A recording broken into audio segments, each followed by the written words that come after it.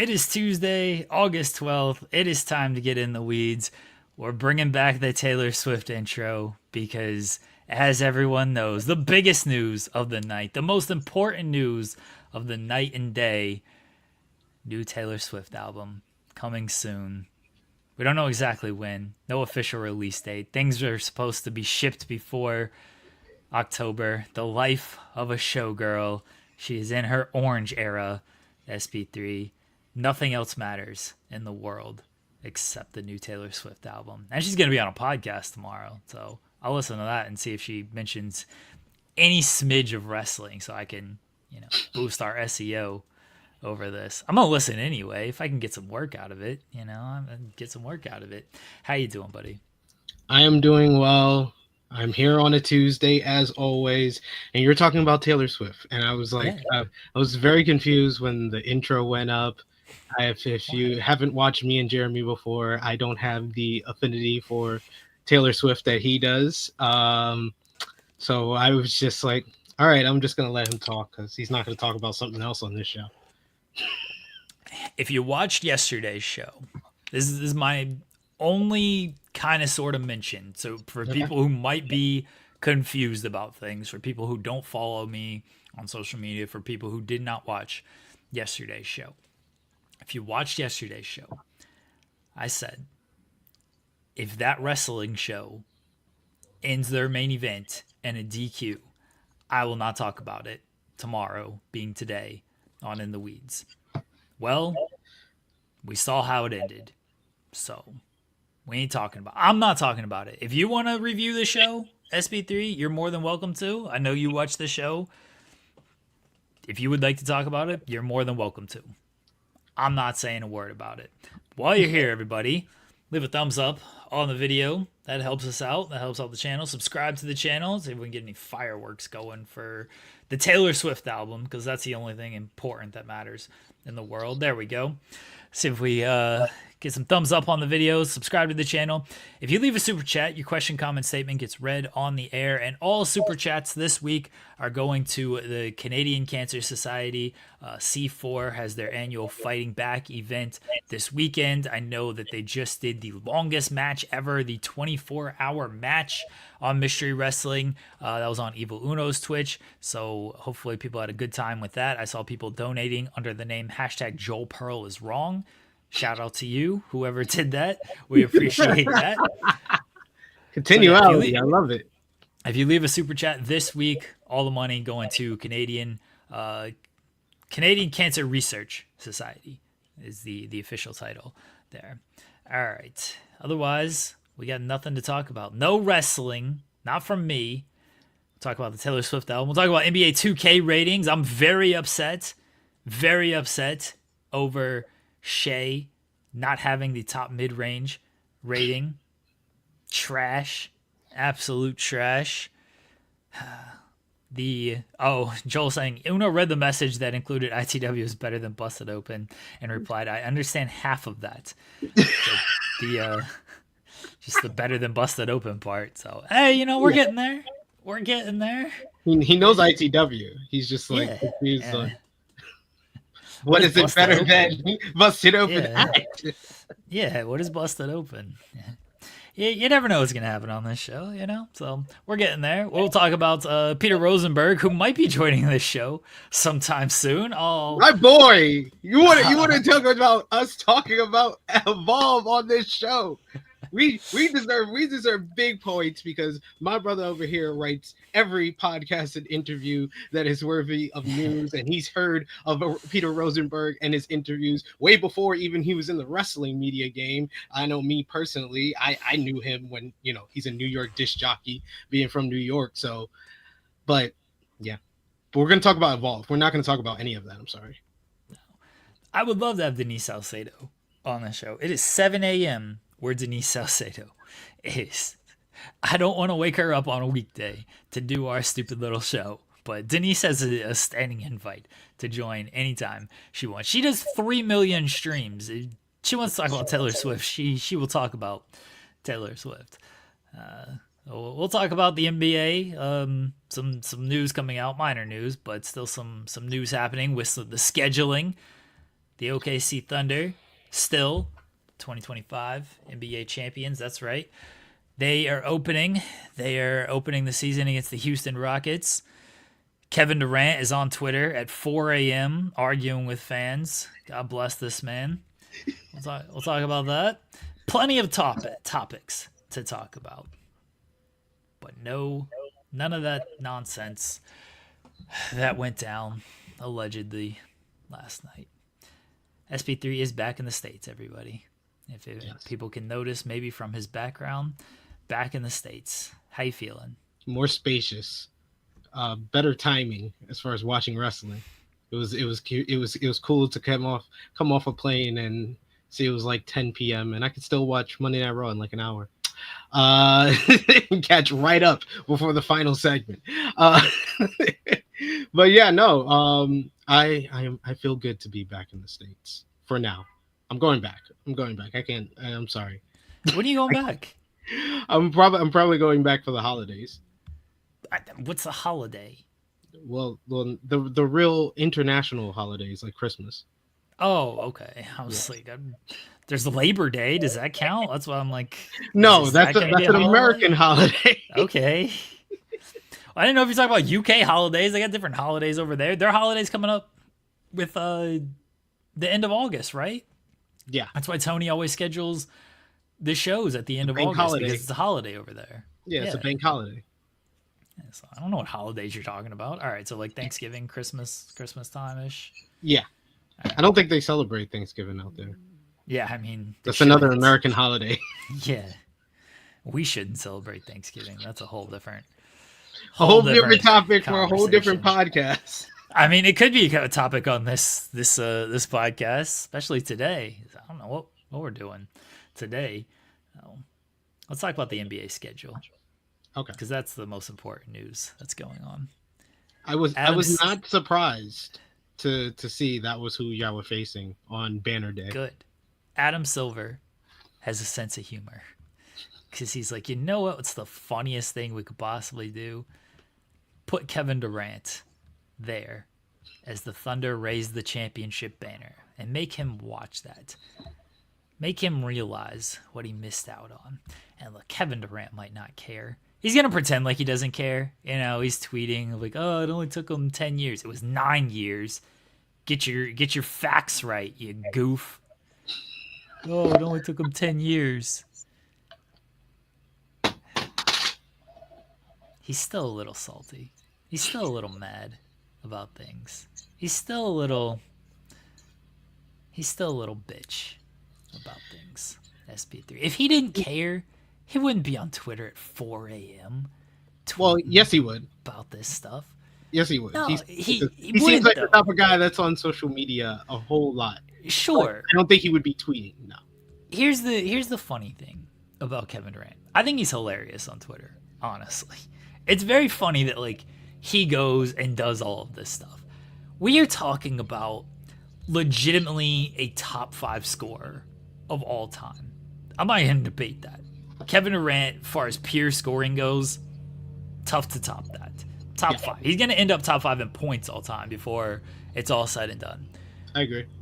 We are talking about, if not the second best player of his generation, easily top 3. You want to put Steph over him? Yeah. I can understand the argument there. Easily top 3 though, and top 3 in a generation that includes a lot of talented players, and he's easily a top 3 player of his generation. And the fact that he is just on Twitter tweeting about these things is absolutely hilarious to me. You don't see, like, LeBron gets on and he tweets, like, very calculated things. Yeah. When he's on there. And then he goes 0 Dark 30 mode for the playoffs because that's a thing. Like, he doesn't ruffle. The most defiant thing LeBron ever did on Twitter was to talk about my team, talk about our age, talk about our miles. And then that one didn't age very well at all. Yeah. I think he learned from that. He got some training after that. Yeah. He's very calculated in what he tweets and what he says. Steph ain't on Twitter at all. He used to do the Dub Nation lock in, and that was about all he would do on Twitter. He doesn't. I'm maybe these people pay attention to it. I'm sure they do, but he ain't tweeting a whole bunch of stuff. The fact that Kevin Durant gets on here and is just arguing with Muse pages, like Muse pages. What are we He's doing? kind of like the Drake of this big three. Oof, that's rough. When it comes to social media, he kind of is the one. Like J. Cole and Kendrick don't do that. So like, yeah, so he's kind of the Drake of the three. I mean, he is a Drake fan, so yeah, it makes a lot of sense. He does continue to stand for Drake, so sure. It's just very funny that he's tweeting about this. Yeah, LeBron did tweet his son was better than some of the guys in the league. That one wasn't good. I'll give him some slack for that. That's just father bragging, which I can understand. Fair. We can all understand. Like, yeah, sometimes you want to wish the best upon your kid. I think my kid's Picasso because they do pictures like, oh, I got to show you. I have an example of my kids' drawings. You want to see? Yeah. So this is the simple stuff that like Sydney does. My son. It's like this, like smiley face. Is that upside down sunshine? Yeah, or I think it's he drew on both sides of the page. Okay, fair. And then the star of the last show I did with you on Thursday, Harlem. The star of every show, let's be honest. Oh my gosh, look at that. Is that that's a Sprunky character, isn't it? That is a demonic Peppa Pig.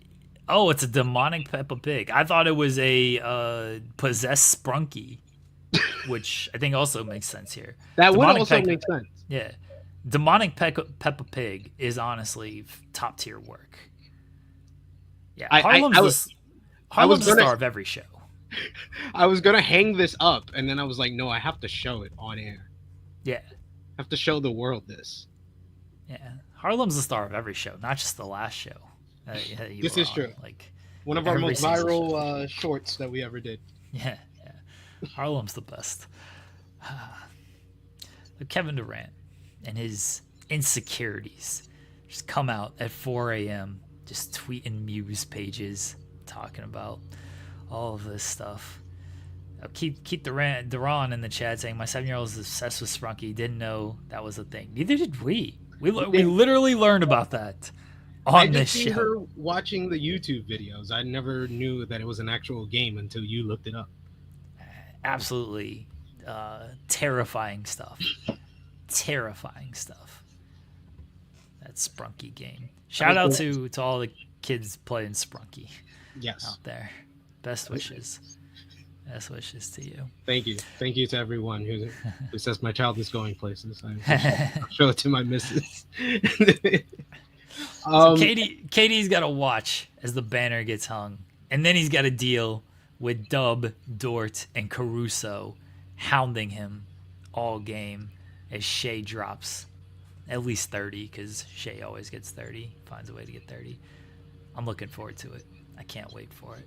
Bring on the Rockets. I can understand if he's feeling kind of salty because like he left. I know he left, but yeah, he's learned to realize that the titles that he won with the Warriors are kind of meaningless to a certain minority of fans. And I think that's what he's always seeing the most on his timeline. And then he gets emotional and he starts tweeting out on social media. He left. It was his decision. Sorry that you joined a 73-win team who, as Draymond said, we didn't need you. We won without you. We won before you. We won after you, which factual. And then he hasn't done anything since. He hasn't gotten out of the second round since. Like, he was a toe away. It was a toe away from making a conference finals, and who knows what would have happened with that Nets team. They could have won the finals. That was a very good Nets team. So how about this? If he never left the Warriors, because the Warriors would win a championship 3 years after he left. Yeah. So what if he never left the Warriors? Him winning 3 championships with the Warriors, do you think that makes a difference? Or he would have won at least 4 with the Warriors. Yes. Yeah. Because they probably would have won the years that like Steph and Clay got hurt, because they still would have had Durant and he would have carried them far enough. I think Steph, some of those injuries, obviously they weren't great, but it also felt like let's just shut him down because we ain't winning these years, which completely understandable. Like OKC did that with Shea in some of those tanking Then they seasons. botched all their draft picks.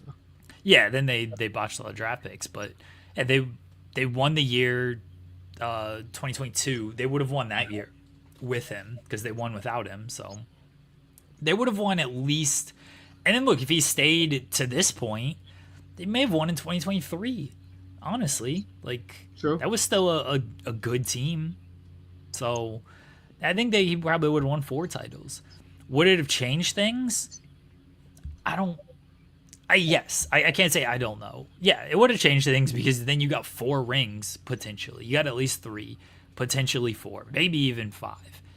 Even if it's a super team, like 5 rings is 5 rings. You know, even if like they didn't need him, 5 rings, 4 rings is still 4 rings.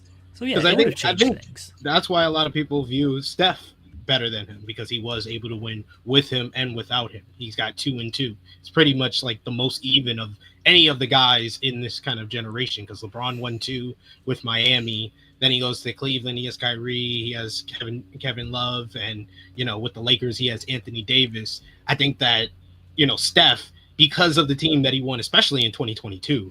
I think that's the championship that really kind of pushes him up above the Kevin Durant and makes a better argument for him against LeBron James as the greatest of this generation. That's where I think if Durant is a little salty, is a little insecure, I can't, like the evidence is there of he was the best player on those Warriors teams. It was enhanced because he was playing next to Clay and Steph and Draymond, but he was the best player on those teams. I'm not going to argue that. He was great in the regular season. He was great in the playoffs. He was great in the finals. But then after he left, he hasn't gotten out of the second round. LeBron won a title with the Lakers. Steph won a title with the Warriors. And then OKC won a title. I'll throw that in there. Yeah. And he hasn't gotten out of the second round. So if he is a little salty, a little insecure about things, it's like, wow, you joined the Warriors. You got your 2 rings. Great. You got 2 finals MVPs. Great. But you had to join a 73-win team who had already won a title, who was up 3-1 in the finals, and then blew the lead. Mind you, you joined the team that you blew a 3-1 lead to. If you shot better in Game 6, we wouldn't be having this conversation. You sucked in Game 6. If you shoot better in Game 6, the Thunder in the finals that year, and then who knows what happens. But he shot like trash in that game. So yeah, we don't have this conversation if he doesn't leave or if he does stay, and if he doesn't leave OKC or he does stay in Golden State and he wins more rings, or if he accomplishes anything since leaving Golden State, or if the Warriors don't win, or if the Lakers don't win, or if the Thunder don't win. But all those things happened. And because all those things happened, I think he feels a certain type of way. And he can dismiss it as just bantering on Twitter, which I think there is a big part of that. He just likes to he loves the game. He loves to just banter, which I respect. But I don't think you're bantering that much if you don't feel a type of way about certain things. Yeah. Because you can just let it go. There's definitely real emotion there because you can tell through tweets sometimes where the emotion is. But Kevin Durant in general, he comes off so like laid back in like interviews and conversations, but his behavior like on social media kind of tells a different story, and that's kind of just duality of people. Like they have their different sides where he's more, it feels now rehearsed because of how he acts on social media. How he acts in interviews is kind of a lot different, but I think but he does show that too in certain interviews that I've saw, like that little bit of like a salty side to him. He does have that from time to time. So I'm not surprised by any of his social media activities, but I'm excited for the game. I think that's a great game to have off the bat against Houston, which we'll do our NBA season preview. I don't know if I'm gonna have them as high as I did after the all season, after seeing stuff kind of shape off over the last couple of weeks. I might have them a little bit down than where I was originally, but I think they're gonna be one of the top teams in the West. Hold on. Hold on. What are we talking about here? He literally, he literally left Golden State Warriors with Steph Curry and Klay Thompson. Klay Thompson getting an injury, so he was really just gonna have Steph that year he left, and it looked like the best choice for him was to go to Brooklyn with Kyrie Irving, where they eventually a year later get James Harden. Like, what? Like, the Nets was the perfect opportunity for him. It's due to shoe size and bad luck why that didn't work out for them in 2021, and then they completely choked the rest of the time with KD. Ibro saying he didn't have a ton of help, if we're being honest, post Golden State. He picked his teams. Yeah. It's his fault if he didn't have a ton of help. Yeah. He wanted to team up with Kyrie and go to Brooklyn. He wanted James Harden on that team. He wanted to go to the Suns. What was it? His top choices when he wanted to get traded from the Nets were like the Suns and the Heat. It's like, great. It's always the Heat. The Heat is always the bridesmaid. They're the Hiroki Goto of NBA teams, where they were always the bridesmaid, always passed over with the KD sweepstakes, it seems, because they're always the other team before he goes to the opposite team. It's like, great. He wanted to go to the team that just made the finals and the team that was in the conference finals and was in the finals the year before. Yeah. Those were his team choices there. He went to the Suns, and they had Devin Booker and Ayton and Paul at the time. I understand Harden gets hurt, Kyrie gets hurt, Paul gets hurt, Ayton's Ayton. Then they trade Paul for Bradley Beal. They trade Ayton for pieces. I get it. He picked those teams. Those were the teams that he wanted to go to. The same thing with Houston. He picked going to Houston. I think Houston is a good fit for him. I think Houston, by the time the playoffs start, they could be very scary. There might be some kinks early in the season just because when you add a player of that caliber, I know he likes to say, oh, I'm a great fit anywhere. I'm a seamless fit in any offense, which is true if you're playing 2K. But this isn't 2K. Like, you're Kevin Durant. I know who you are. You got to get the ball in certain spots. You got to have certain things your way. I understand that. So it's not that just a seamless plug him into the offense, let the offense run, Kevin Durant will find his way. It's like, nah, you got to run stuff for Durant. And if things aren't running well, is he going to pout? Is he going to be mad about things? Who knows? And Houston wasn't the best last year as far as like having a fluid offense. Oh, he's going to fix, he's going to fix a lot of those things. I think, they have to. They have to basically integrate Kevin Durant, and he's the key piece on offense. It's him, Ament Thompson, and Sengun. That's really kind of their three-way that's going to put a lot of points on the board on that team. So they do have to kind of just make a whole new offense, because a lot of their schemes were really bad. They were really bad in ball motion, really bad at kind of just getting open threes. So they have to work out a lot of kinks because Kevin Durant is such a big piece to add. Yeah. And it's going to take a little while. It always takes a while when it comes to these teams adding players like this. But I think by January, they'll have a lot of things figured out, and they're going to be a great team. It might be even before that. So I think Houston will be great. But let's not act like Kevin Durant had no help post Golden State. He picked the teams that he went to. He picked the coaches as well. And got a lot of them fired. Yeah. He played with great players. The Suns were coming off of a finals run when they added him. The Nets, he picked to team up with Kyrie. He wanted Harden on that team. Yeah, some luck didn't break his way. That happens. He's, You could he say that got about out a of his lot of prime teams. Blake Griffin, who was a really good fourth guy to have on that team. You could say a lot of luck didn't break ways for a lot of teams and a lot of different players over the course of their career. Kevin Durant's been put in good situations throughout his entire career. And he's got two titles out of it. He's got an MVP. He's got 2 finals MVP. Am I going to downplay Kevin Durant's legacy or his accomplishments or anything like that? But let's not act like he didn't have help. He's played with a ton of all-stars, a ton of great players.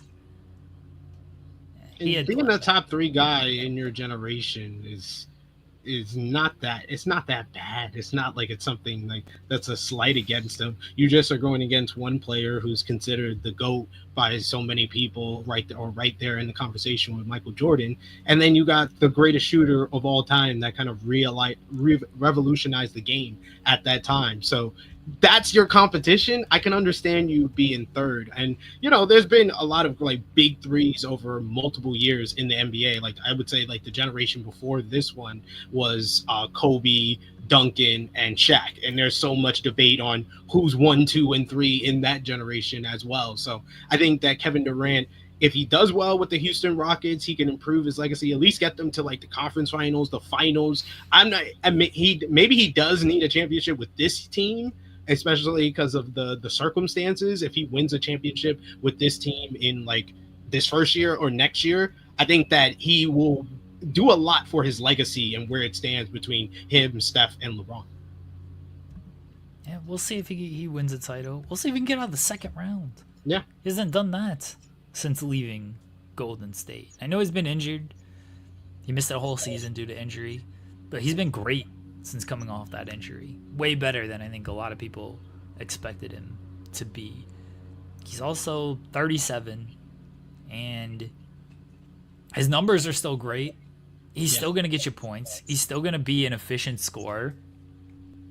Does he have the same impact on a winning basis and on a night-to-night basis that he used to?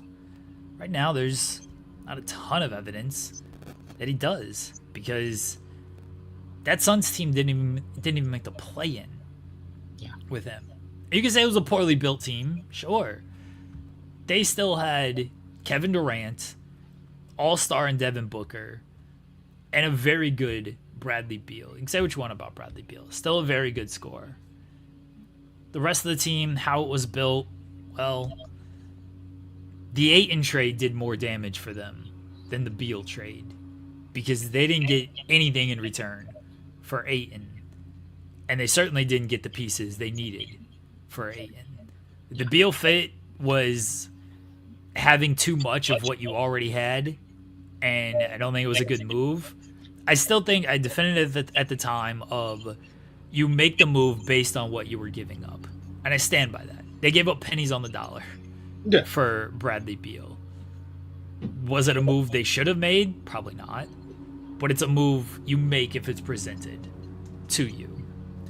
But the Ayton trade is where they traded a piece that they needed and got a Wash Nurkic who did not fit with what that team was going to do. And then they couldn't get it right after that. And now the Suns are just banking on Jalen Green with everything. They're in a bad state from where they were as well. And that's another thing with Kevin Durant going to these teams. Like outside of like the Warriors, he's not left them in the best state the last 2 teams, especially like the Nets kind of gave up so much in all the trades to kind of put that super team together that never got them past the second round, and they're kind of in a state where they're in rebuild mode in like early seasons of a longer rebuild. And now the Suns are kind of in no man's land where they have Devin Booker, and that's really kind of the only piece that they have to kind of build towards the future. Yeah, old news saying they also gave up Tamani Kamara, very good defender.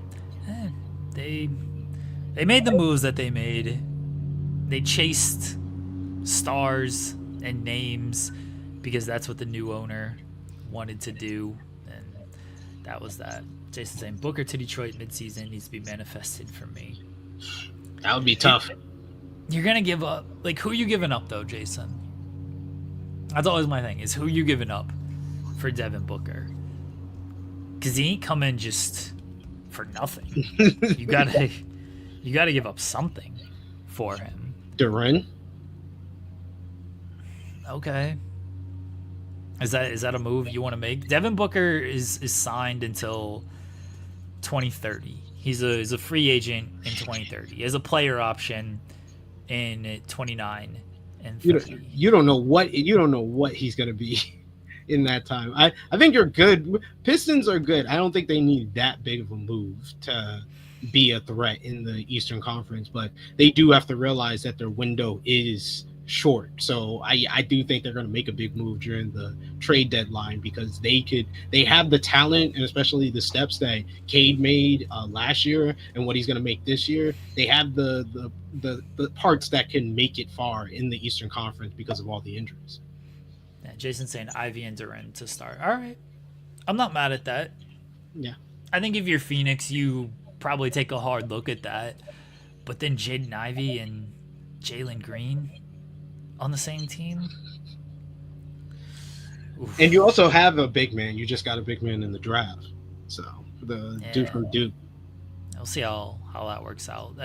I like Jalen Durant. I think he's a double-double guy on most nights. I think he's a good player. I was a little disappointed when OKC basically traded that pick and moved out of it because I thought he was kind of what they needed at the time. And they traded out of that. They traded out of the Sengun pick and everybody questioned that. Like it worked out, They traded out of the Derek Lively pick and everybody questioned that. And they got Kaysen out of that deal. It all worked out. They got Hartenstein, Chet's Chet. Jalen Williams is a good third option there. But yeah, when they traded out of that Durant pick, I was like, oh man, he would have been a good fit. He would have been a good fit.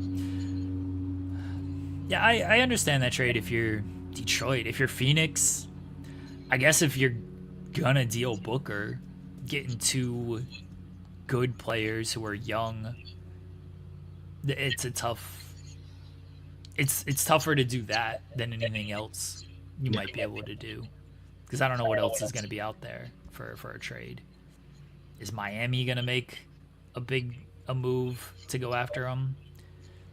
Is Milwaukee going to basically trade everything to go get him? Please, Milwaukee has nothing. Don't do that. Yeah, that Milwaukee team sucks. They are a barren. Like if they lose Giannis by some haphazard because he seems so loyal, some haphazard way on their part. Well, it'd have to be a trade. Yeah, but it would for him to want to be traded because they shouldn't want to trade him. I'm sure they don't. For him to want to be traded, they have to do something drastic that goes against what he wants from the team for them to do that because they have no kind of future. Their future is do whatever you can to hold on to Giannis as long as you can. Yeah, they would have to. If they have any indication Giannis wants to leave, they'd have to just deal him. Yeah. I mean, they don't want to, but they'd have to. If Giannis gets hurt, that team. I don't wish an injury on Giannis because I think he's going to win MVP this year. That's your pick? My theory is, I know I picked him last year as well. My theory is I picked Shea 2 years in a row, so. My theory is he could very easily average a triple-double. I think he might have to average a triple-double. And if he can get them to a 5 seed, that might be enough, honestly. It's going to be tough for Shea to replicate what he did and get MVP again. Jokic is Jokic. He's going to put up great numbers again. And if Jokic averages a triple-double, which is not out of the realm of possibility, and he gets a top 3 seed, they're going to give it to Jokic over Giannis, which... understandable, completely understandable. in shape Luka, he's gonna You he's mean gonna put up so Vinny numbers. and Slim? He's gonna put up numbers, but LeBron's still there. And I think it's either Luca's year or I will go with back to back with Shea. okay, I think it's gonna be tough for Shea to replicate that same success. Look, if OKC wins more games, if they somehow win 70 games, it's going to be tough to not give it to Shea. I don't think they're winning 70 games, by the way. But it's going to be tough to not give it to him if they win 70 games. I think Jokic is the favorite for a reason. Yeah. Luka's going to play great, but it's also going to be tough for him to put up the numbers really needed with LeBron also there, because LeBron's going to put up his numbers as well, and people are going to be like, oh, are they going to take away from each other? Because no one looks at Jamal Murray as like that second guy. People don't even look at Jalen Williams yet as that second guy. That's why Shea and Jokic have a little bit of a heads up on Luka. Everyone looks at LeBron as at least that second guy. They might look at him still as the first guy. LeBron might look at himself still as the first guy. So I think that's why it's going to be hard for Luka. Giannis, triple-double, top 5 in the East. It could be enough. Now, can they get to top 5 in the East? That's the real question, because that team just sucks. I was talking about this with Sammer, and we were talking about the Russ MVP season. This supporting cast might be worse than the supporting cast Russ had in his MVP season. Who was the second best player on that Thunder team? Adams or Oladipo, depending on what you were looking for. Is Adams and Oladipo better than Miles Turner? That version of Steven Adams, and for what Russ liked to do, yes. Oladipo was hit and miss, but he was at least theoretically a second ball creator and a second scorer for them.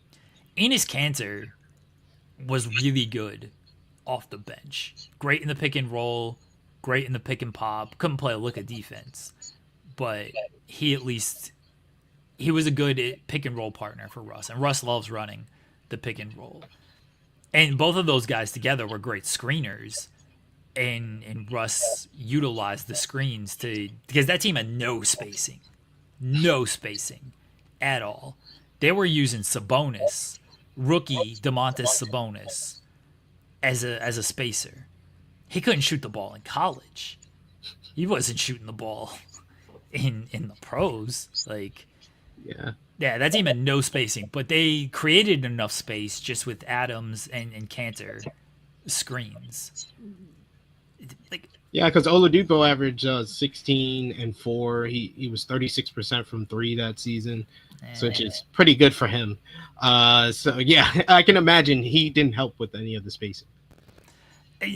Oladipo was fine for what he was going to be fine for what they wanted to do, because they traded Ibaka for Oladipo on the hope that Durant was going to stay. People forget this, but I'll remind them. Yes, they traded Ibaka. The Ibaka. People like to say that the downfall of that Russ and KD Thunder was the letting go of James Harden too early. I say the Ibaka trade was bigger than that. What do you mean? As far as like where y'all went, what the future was showing for y'all, because y'all were built on this young core of talent. So when James Harden went, that was the first sign that they were going to be kind of financially frugal in regards to the big three. But you still had Ibaka. And letting go Ibaka, I feel like, was a bigger sign of where y'all were going to go, that y'all couldn't keep those two together. No. SP3, you're wrong about this. You're wrong about this. Two things. One, the James Harden financial thing. People in OKC know the real story. The real story, and this has been very kept quiet. One day this will come out. James Harden wanted his own team. Everyone knows that James Harden wanted his own team. Kendrick Perkins talks about this. I know people don't listen to Kendrick Perkins because he's Kendrick Perkins. He was in that locker room. When they went to the Olympics that year, after the finals, people got in James Harden's ear of like, you should have your own team, right? You should have your own team. Harden wanted his own team. That's why the trade happened so late into everything. Because if they wanted to trade him, they would have just done it early. Sam Presti, I think we've learned, Sam Presti makes his moves early. He doesn't like doing a bunch of shit late in the season. The only other time he made a move late in the season was Carmelo, and that's because Paul George and Russell Westbrook pushed towards the Carmelo trade. And that didn't work out either. James Harden wanted his own team. That was nothing about, we weren't going to pay James Harden. That was James Harden wanting out. That's the real story that OKC fans know. Piggybacking off of that Thunder team was the best Thunder team they had because they had Kevin Martin, who was great that season. That team didn't make it past the second round because Patrick Beverley crashed into the knee of Russell Westbrook and took him out for the playoffs.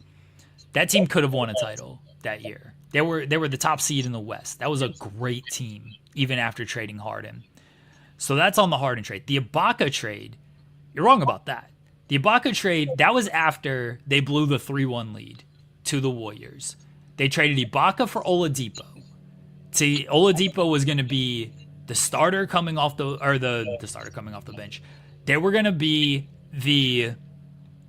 Oladipo was going to be the sixth man coming off the bench. That, at that time, everyone was like, you need a scorer off the bench, a microwave scorer coming off the bench. That was the big trend because Manu Ginobili did it successfully for so many years. Oladipo was going to be that guy to come off the bench and be the microwave scorer.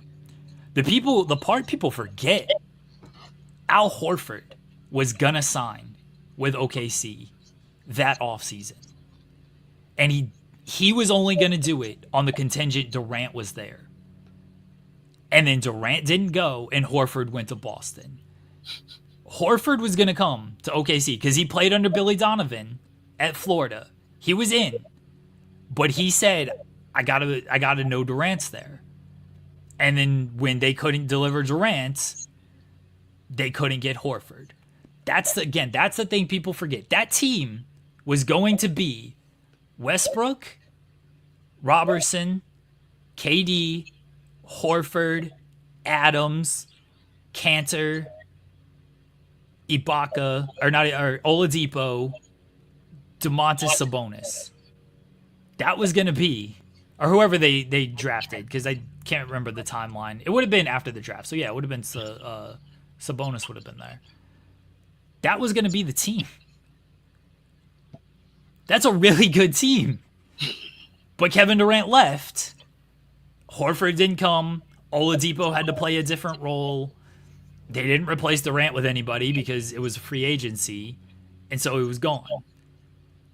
Yeah, people are saying, you make that Ibaka trade. They got Sabonis and Oladipo. Yeah, it wasn't even just Oladipo. It was Sabonis as well. That's a great trade that you make, especially if you knew the Al Horford thing was a possibility. But it was contingent on Durant staying. And Durant didn't stay. And so it blew up a lot of things with them.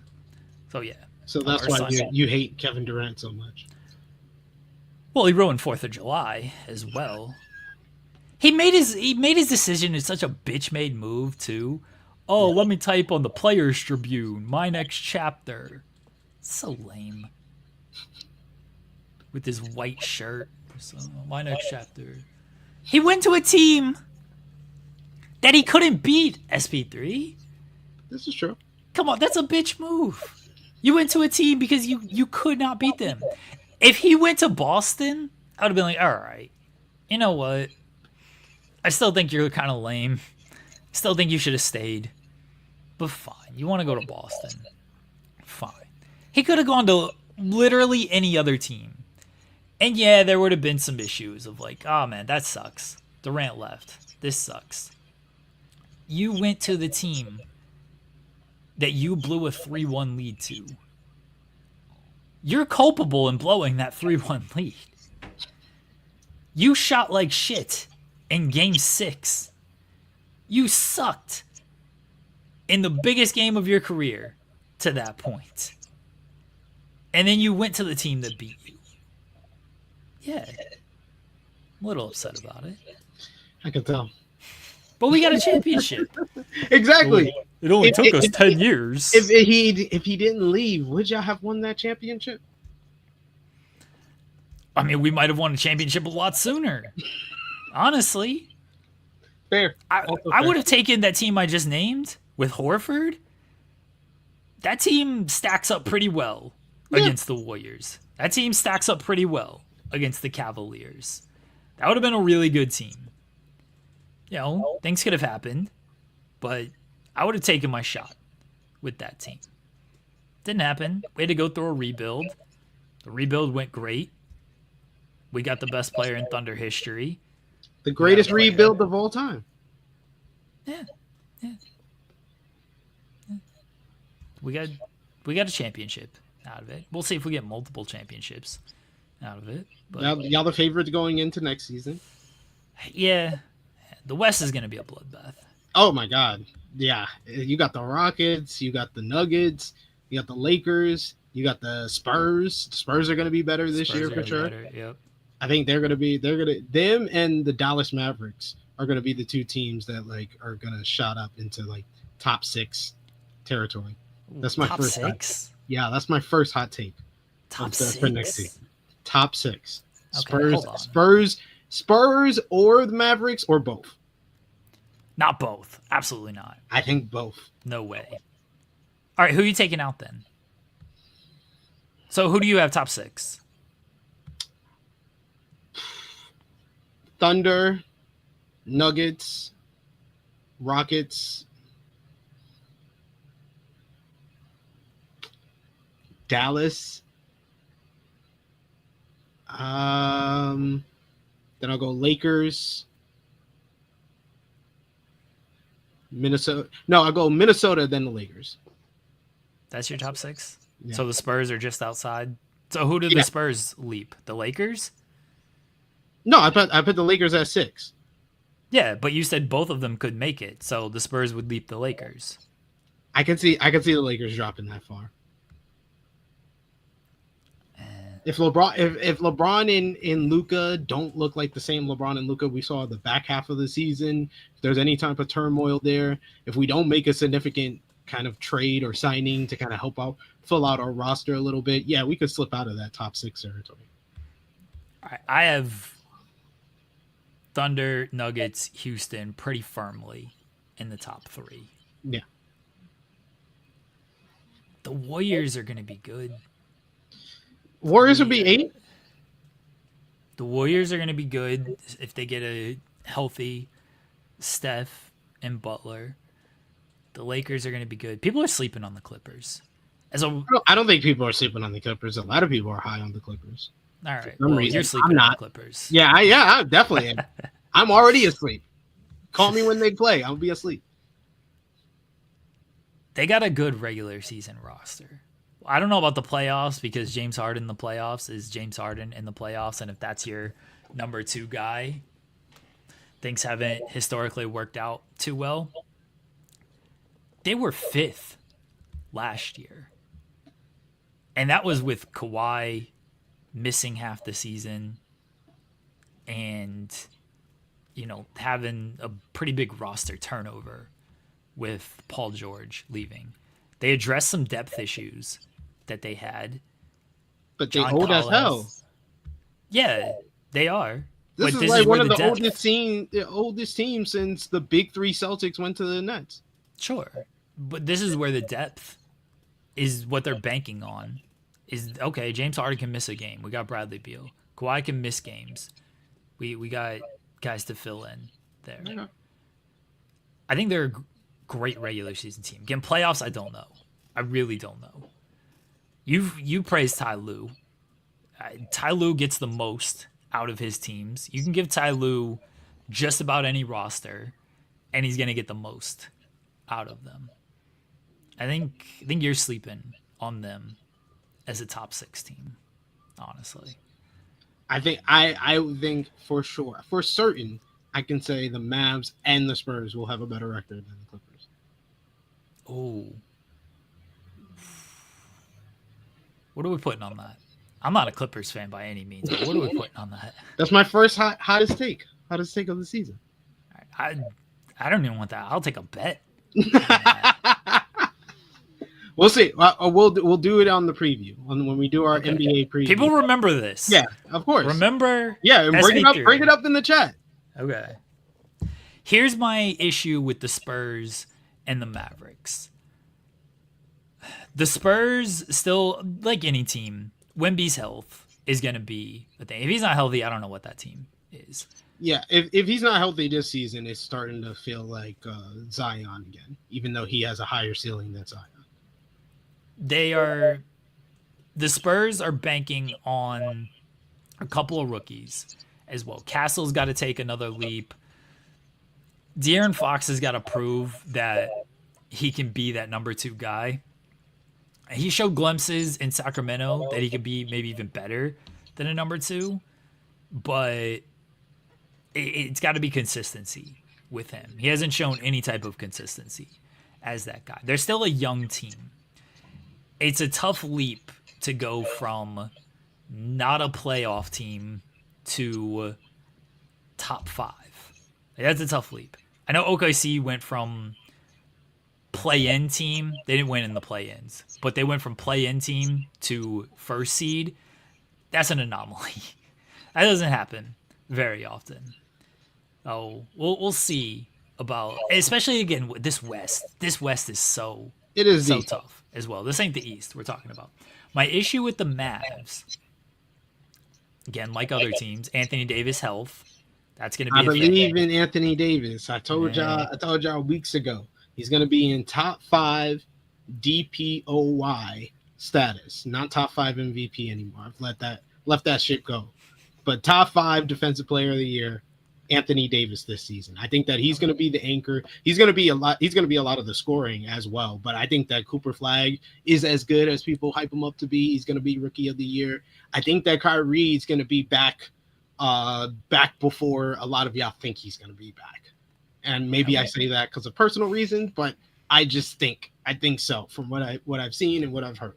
So I think he's going to be back in the second, at least for the second half of the season. And I think that's going to be enough for them to be in the top 8 of the West for sure. And I think top 6. All right. You're banking on Anthony Davis's health. Always a mystery box there. Could be a boat. Cooper Flag's still a rookie. I know there's a lot of hype around him. And he's the great white hope. What are you talking about? And look, I get it. He looks great. Still this is the most hype I've seen for an American white in the NBA since White Chocolate. He's still a rookie. And we gotta see what he can deliver as a rookie. The rest of that team, they got some good bigs. D'Angelo Russell as your lead guard. That's iffy at best. You know, if Kyrie's back, okay, what's Kyrie gonna look like being 35, 34 years old, coming off an Achilles injury? I don't know what that looks like. He'll be 33, so apologies to Kyrie. I aged him a couple of years. But still, 33, coming off an Achilles injury. I don't know what that looks like. That's tough. That's tough to get back into the swing of things like that. And it might not be this season where he looks fully like himself. It might be next season where he looks a little bit better.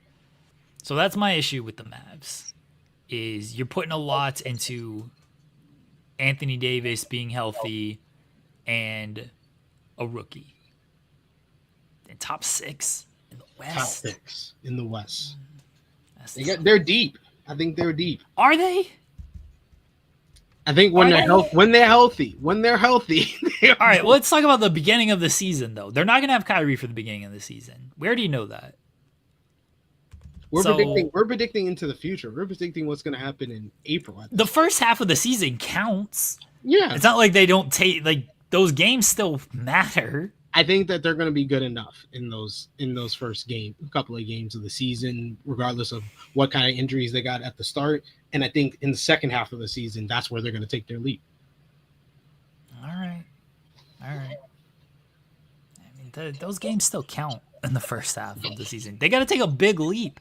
It's not only a leap, like it's a leap, and then you got to potentially make up ground. It's a lot of factors going against you. And then you're sleeping on the magic of Nico Harrison. Everybody thought he was foolish for that trade of Luka Doncic, but he's an evil genius. No, he's dumb. An evil genius. I'm telling you. We're not gonna act like that was a great trade just because they. In retrospect, who won the trade? That's what Dallas Mavericks fans are saying right now. Or really, it's Lakers haters. Lakers haters are saying. Yeah, Dallas fans are still saying you traded Luka Doncic and then caught the luckiest break ever. That's what Dallas fans are saying. Look, Jason, PJ Washington is LeBron James against the Thunder, and then the rest of the season he's PJ Washington. I think PJ Washington's a good player. There's nothing wrong with PJ Washington. I can't stand him because he never misses against OKC. But that's not a guy that's like fully carrying your offense. They got a lot of good bigs. Like they do. I like Lively. I like Gafford. Davis is good. PJ Washington is good. Who's scoring the ball for them consistently on the perimeter? Clay getting his own shot? We'll see. D'Angelo Russell? Okay. I think you're sleeping on the Dallas Mavericks right now.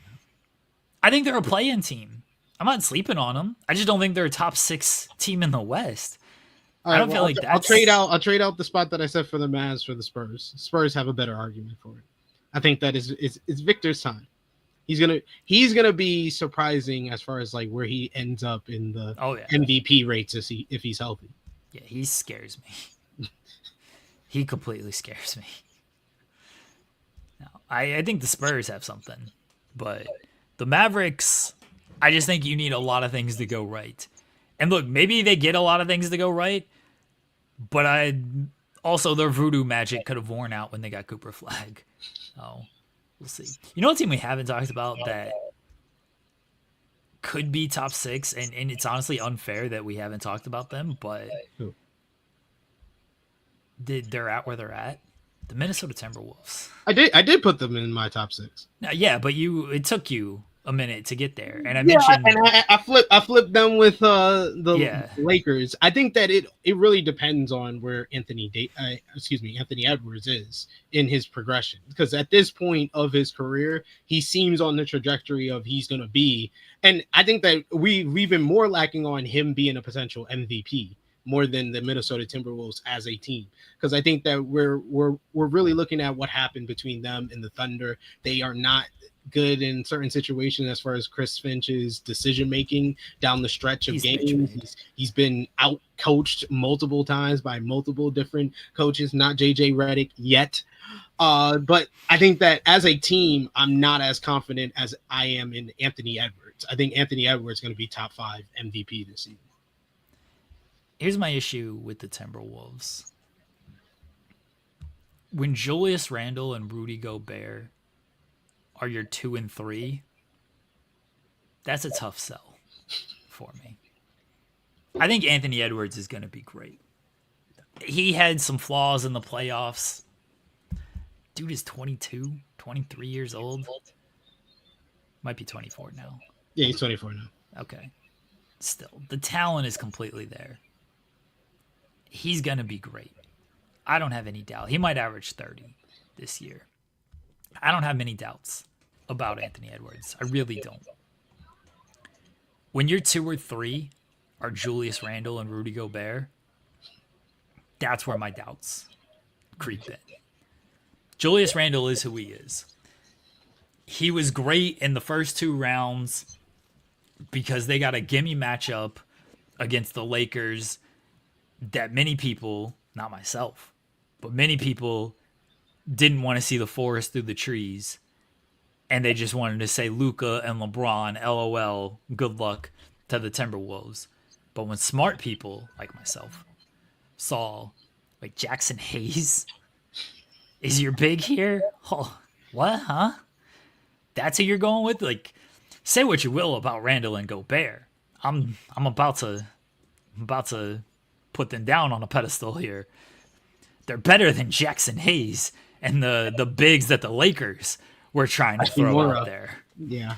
Julius Randle. Yeah, Julius Randle is still an all-star caliber player. Rudy Gobert is still a big dude who can get the ball under the rim. And after 2 or 3 times, he became Will Chamberlain against the Los Angeles Lakers. You say PJ Brown becomes LeBron James against the Thunder. What's Rudy Gobert against the Lakers? That was ridiculous. So say what you will about those guys, but they can feast on non-starter caliber bigs like the Lakers had. And then they got the Warriors without Steph. All right, still a good win. They had the Warriors without Steph. But then they faced some actual talent in Chet, Hartenstein, Dub. And it's like, oh yeah, these guys, they got some issues. Julius Randle's a very good player. Again, all-star level player. What's he do that, like, really scares you out there? Rudy Gobert, great defensive player. Offensively, against other good defensive teams, doesn't scare you at all. I was yearning for them to just run pick and rolls. Like, yeah, throw the ball to Gobert. Come on. My favorite play in the world is Rudy Gobert running down the lane with his hands like this. Watch any Timberwolves highlight. You'll see it at least like 5 times in a quarter. He'll just run like this. And nobody gives him the ball. Because, like, dude, you can't catch. You're just going to bobble it, and it's going to be a turnover. We ain't throwing you the ball.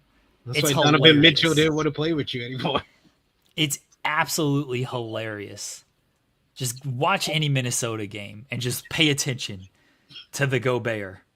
You'll see it plenty throughout the game. It's great. Jose saying Randall is an underrated point forward. All right. He's good. I think he's a good point forward. What's he do that scares you? He's a former Laker great, for crying out loud. Of course he's good. Are you scared of Julius Randle? And I realize that's a very, like, first take talking point. That's what they tried to use with the Thunder. Nobody's scared of the Thunder. It's like, all right, well, we'll see in the playoffs. What happens? There's enough evidence against Randle of, like, what does he do that scares you? If you're another team, what does he do that scares you? He shot well from 3 against OKC. It's like, all right, dude, if Julius Randle is going to hit a bunch of threes, more power to him. We'll keep giving him that shot. If he's going to hit them, bless. Good job.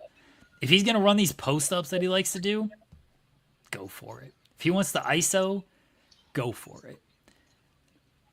Nothing Julius Randle does makes me say, like, that's the guy I'm worried about. Ooh, Julius Randle can beat us there.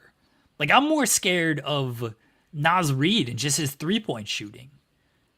That actually is like, all right, yeah, you gotta like pay attention to him. As a number 2 option, there isn't anything Julius Randle does that makes me go, yeah, that's a concern. We gotta really hone in on that and take that away. Obviously, the NBA teams actually do hone in on these things and do take away certain things.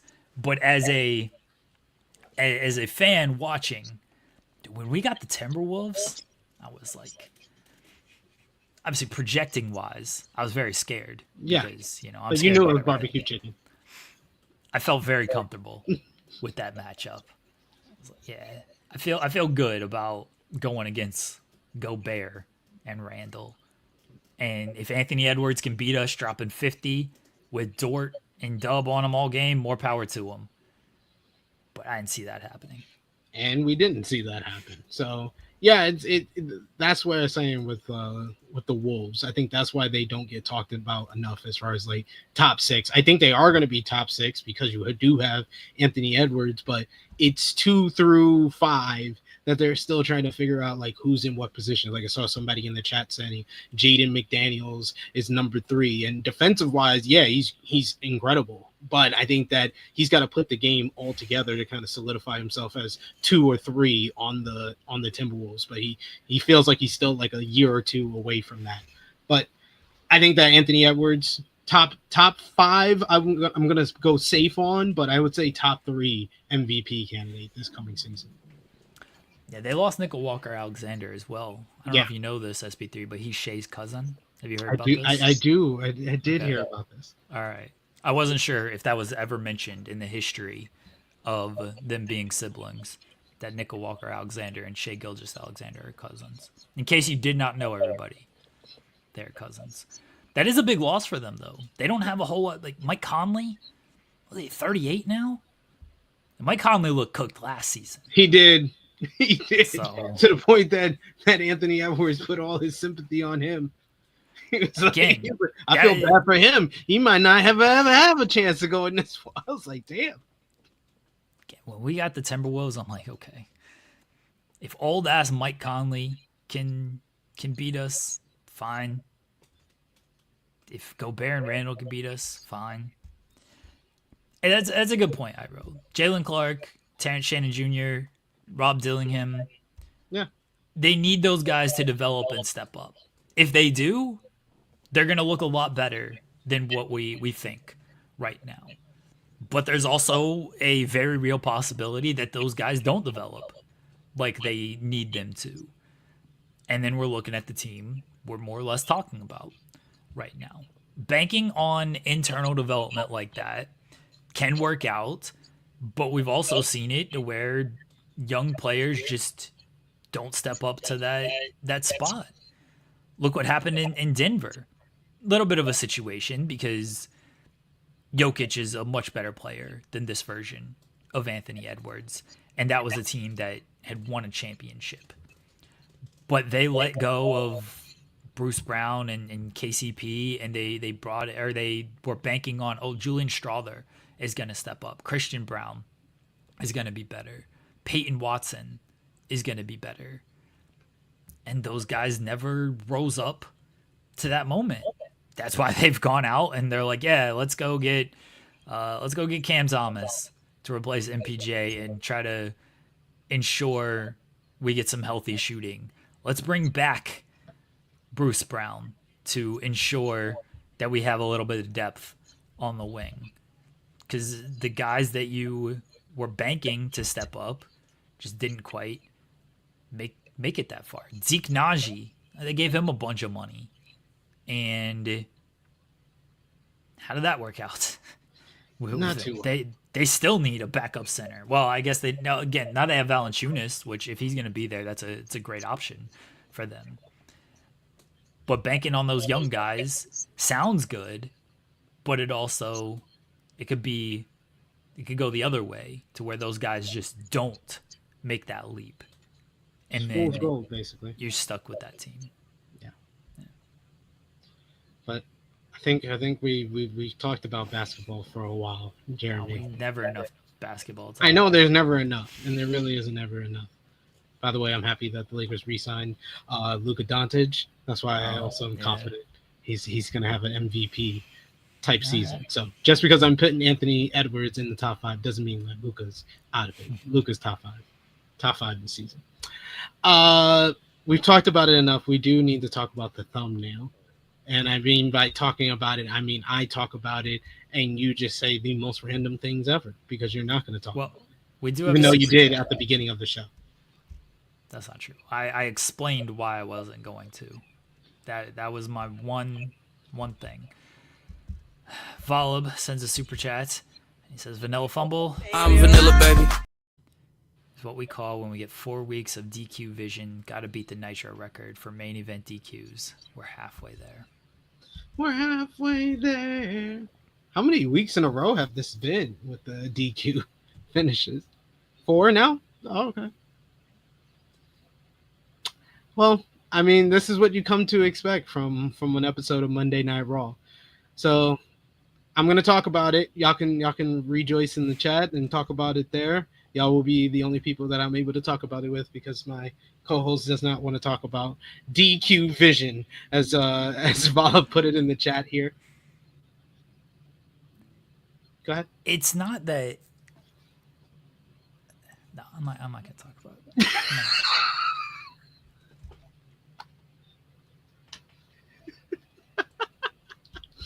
Well, Monday Night Raw took place from Quebec City in Canada. And you had the show kick off with commentary announcing that Naomi is not medically cleared to compete on Monday Night Raw in her advertised matchup against Io Sky. And I think that this was the first sign, and I think maybe you can look this up because this is not referring to Monday Night Raw, but a PW Insider, I think, came out with a big report earlier today in regards to the Seth Rollins lie to the locker room. Like, I think that this is the after effect of that whole Seth Rollins angle, is that when they tell me Naomi is not medically cleared and they don't tell me any details, why I'm just gonna think it's a work. Like, that's I try to look at things as a viewer, not someone that's been watching wrestling for 30 years, because I kind of know from tone and context, like all of that. But because you gave the kind of the same tone that you give this delivery of Naomi not being medically cleared to the Seth Rollins injury, then it makes me question things, because you're being too vague about it. So either you don't know, or you know something. They're going to be out for longer than you think because they just said she's not medically cleared for this show. But then you do a backstage segment with Stephanie Vicaire, and Io Sky is telling Io Sky, "Oh, I was also promised a title shot, so you're not getting your title shot at Clash in Paris." That was the first question that I asked watching the show. I was like, "You're not getting the shot at Clash in Paris?" I thought she wasn't just cleared for tonight, so she's not cleared for a couple of weeks. Like, there was too many vagueness to the report on so many different levels. So I don't know if you got that report from PW Insider.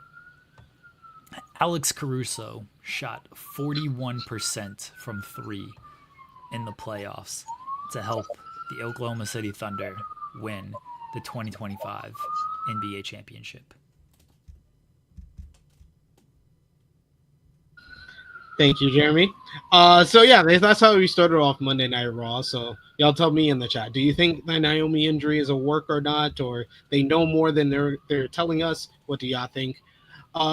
Then you had CM Punk kick off the show with a promo. He says he won the World Heavyweight Championship for the first time in 12 years. He did it, and he saw the fans rejoice, but then that was stolen away from him by Seth Rollins. He's not mad at Seth because he's cashed in the past. He's not mad at the game of that. He's mad at the player because he hates Seth Rollins so much, and he promises to actually break his legs the next time they wrestle. Then LA Knight came out and basically called out Punk for getting involved and causing a DQ to last week's main event and costing him his shot at the World Heavyweight Championship. So he has to go in the back of him on the line. And then Punk says he deserves the title shot first. So he goes to the back of the line. And then Paul Heyman came out and basically made the challenge for the Braun Stars, or they're actually calling them Braun. I think my Braun Stars is much better than Braun. These two beasts are called Braun. What are we doing? What are we doing? Just this so corny. So yeah, that they set that up for the main event. Punk and Knight basically argued about not being the person to accept the challenge. You knew what was going to happen towards the end of this. This was can they coexist tag team matchup? And answer, spoiler alert, is that they did coexist, but in the end they didn't. Kind of the same. And then we got the great moment of Braun Breaker saying that you're 47 years old. You're 40 years old. You guys are like 100 years old together. Braun Breaker. Lou Dort shot 29% from three in his rookie season and ended up shooting 41% from three in the 24-25 season, on top of being one of the best defenders in the league to help the Oklahoma City Thunder win the 2025 championship. Beautiful stuff. Beautiful. We also then had Dominic Mysterio and El Grande Americano going up against AJ Styles and Dragon Lee. They were promoting big push for the Triple Mania on Saturday in the main event with El Del Vikingo versus Dominic Mysterio versus Dragon Lee versus El Grande Americano. In the end, Americano tried to use the metal thing in his mask again, and instead Dominic Mysterio picked up the metal thing and put it in his mask and headbutted AJ to give El Grande the pinfall victory over a former WWE champion. Second time El Grande has a victory over former WWE champion. The big push for El Grande Americano. What's the stat? Jalen Williams, J-Will, not J-Dub, recorded a triple-double in every game he started and finished for the Oklahoma City Thunder in 2025, their NBA championship season. Very well said. And that opener, the tag team matchup, the crowd was really hot for that. I wanted to give them credit for that. Quebec City was a good crowd. They just were not given a lot after this matchup because that tag team matchup is probably the cleanest win or cleanest anything on this show. All the other matches had interference spots or DQ finishes. Spoiler alert. You then had Sami Zayn meeting up with Adam Pearce about potentially getting a shot at the World Heavyweight Championship, even though he just beat the U.S. Championship over on SmackDown. I don't know the brand lines. They don't matter anymore. Sheamus came in. He wants to fight Rusev, but Sami asked him for a favor to not get involved. So Sami versus Rusev. The people love Sami Zayn because he's from Quebec. Fifth week in a row, they don't care about Rusev. I'll be honest, they don't care about Rusev. It's kind of sad. It's kind of sad. I mean, I know the sadness is going to vary, but it is sad to watch as everyone is over and this guy's not. But yeah, it was a pretty decent matchup until the DQ finish, another DQ finish, as you had the MFTs are here. Why are the MFTs here? Have we reached a point when a group is called MFT? I think we've reached a point where the bloodline has jumped the shark. Can we all agree?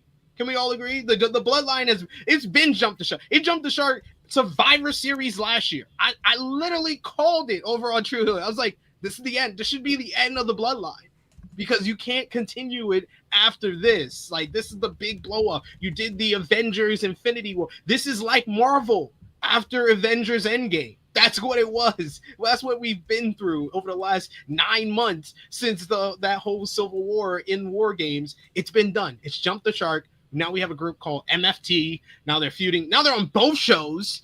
I like Solo Sikoa. I think he is hilarious, but he is another person that I think doesn't get it enough, but he is and then the bell rings type of guy now. Before it wasn't working overall when he was Team Roman Reigns. Ever since he's accepted himself as the younger brother who thinks he's in charge when the parents are away, he's been a much better character. But the MFTs as a group, you have neutered Jeff Cobb in record time. Mike, I have to hand it to you for that. He came in, he looked like a threat at Backlash, and in a number of weeks, he's just a henchman. It's insane to me how bad this booking is. Jeff Cobb should not be just a lackey to Solo Sikoa. Then you have Tonga Loa, New Japan legend. Tala Tonga, who is now the beast and the person that's focused. He's basically getting the Jacob Fatu of 2024 rub in this MFT group. But other than that, and Solo being entertaining when he's on the mic, there's nothing that's benefiting WWE television by them getting this much time. And them showing up on Raw just made that bigger to me. So, stat. In his first season with the Oklahoma City Thunder, Isaiah Hartenstein started 53 games and averaged a double-double for the first time in his career to help the Oklahoma City Thunder win the 2025 NBA championship. To answer the question in the chat from Mr. Town, MFT stands for My Family Tree. And no, that doesn't explain why they say Solo Sikoa and the MFTs. It's not My Family Trees, but they do say that. They do say Solo Sikoa and the MFTs. As far as Derek is saying, Solo is a bumping heel who is not afraid to show as. Jeff Cobb has showed he is not a great seller, bumper, or worker. He can hit moves, but that is. I think you're just saying that as someone has just seen Jeff Cobb in WWE. To say that, like, Jeff Cobb has shown time and time again how good he can be at selling and bumping and working in the ring. His in-ring performances across his career, whether it be on the independent scene, Ring of Honor, New Japan Pro Wrestling, he's always been great at that, especially for a guy his size. He has so much athleticism, and he can have a great match with pretty much anybody during those times before he came to WWE. Solo Sikoa has had about 2 really good matches since he's been on the main roster that kind of stand out as a good matchup on its own merit. You can say, oh, he bumped well in the matchup, but you can't say it's a good matchup. None of his standout performances has been like when the lights is on bright. I think it's the Roman matchup and the steel cage matchup against Cody. That's about it. That's about it as far as Solo Sikoa in the ring. But he is incredibly entertaining and charismatic. I just don't think he's there and as far as in the ring. Aaron Wiggins scored a career high 41 points and added 14 rebounds against the Sacramento Kings in a February game during the 2025 NBA season, which is when the Oklahoma City Thunder won the championship. Pretty well done. Post-match, you had Sheamus and Rusev. They brawled into the crowd. The rivalry continues. Their brawls are better than the matches as of late, so it worked to continue the rivalry. Then we had Io Sky, who was left without a matchup. So she had a meeting with Adam Pearce backstage, and then the Judgment Day came in, and he decides to put Judgment Day versus Roxanne Perez. He also he was trying to kick out the MFTs, and he was yelling with Nick Aldis on the phone. And then he met up with the New Day and Grayson Waller, who are mad at Penta for ruining his hat, his $12,000 hat, not a sombrero, Pierce. And he made a match between Penta and Xavier Woods for next week on Monday Night Raw. Then you had the Io and Roxanne matchup. Best thing on this damn show. It was entertaining as hell. Io Sky is the best in-ring worker in WWE today, and she just continues to prove that, and she's gotten so over. Roxanne Perez is criminally underrated, especially on the main roster. I understand introducing her in a tag team. I think it's a good idea, and I think that her and Raquel have made a better tag team than actually Raquel and Liv to me.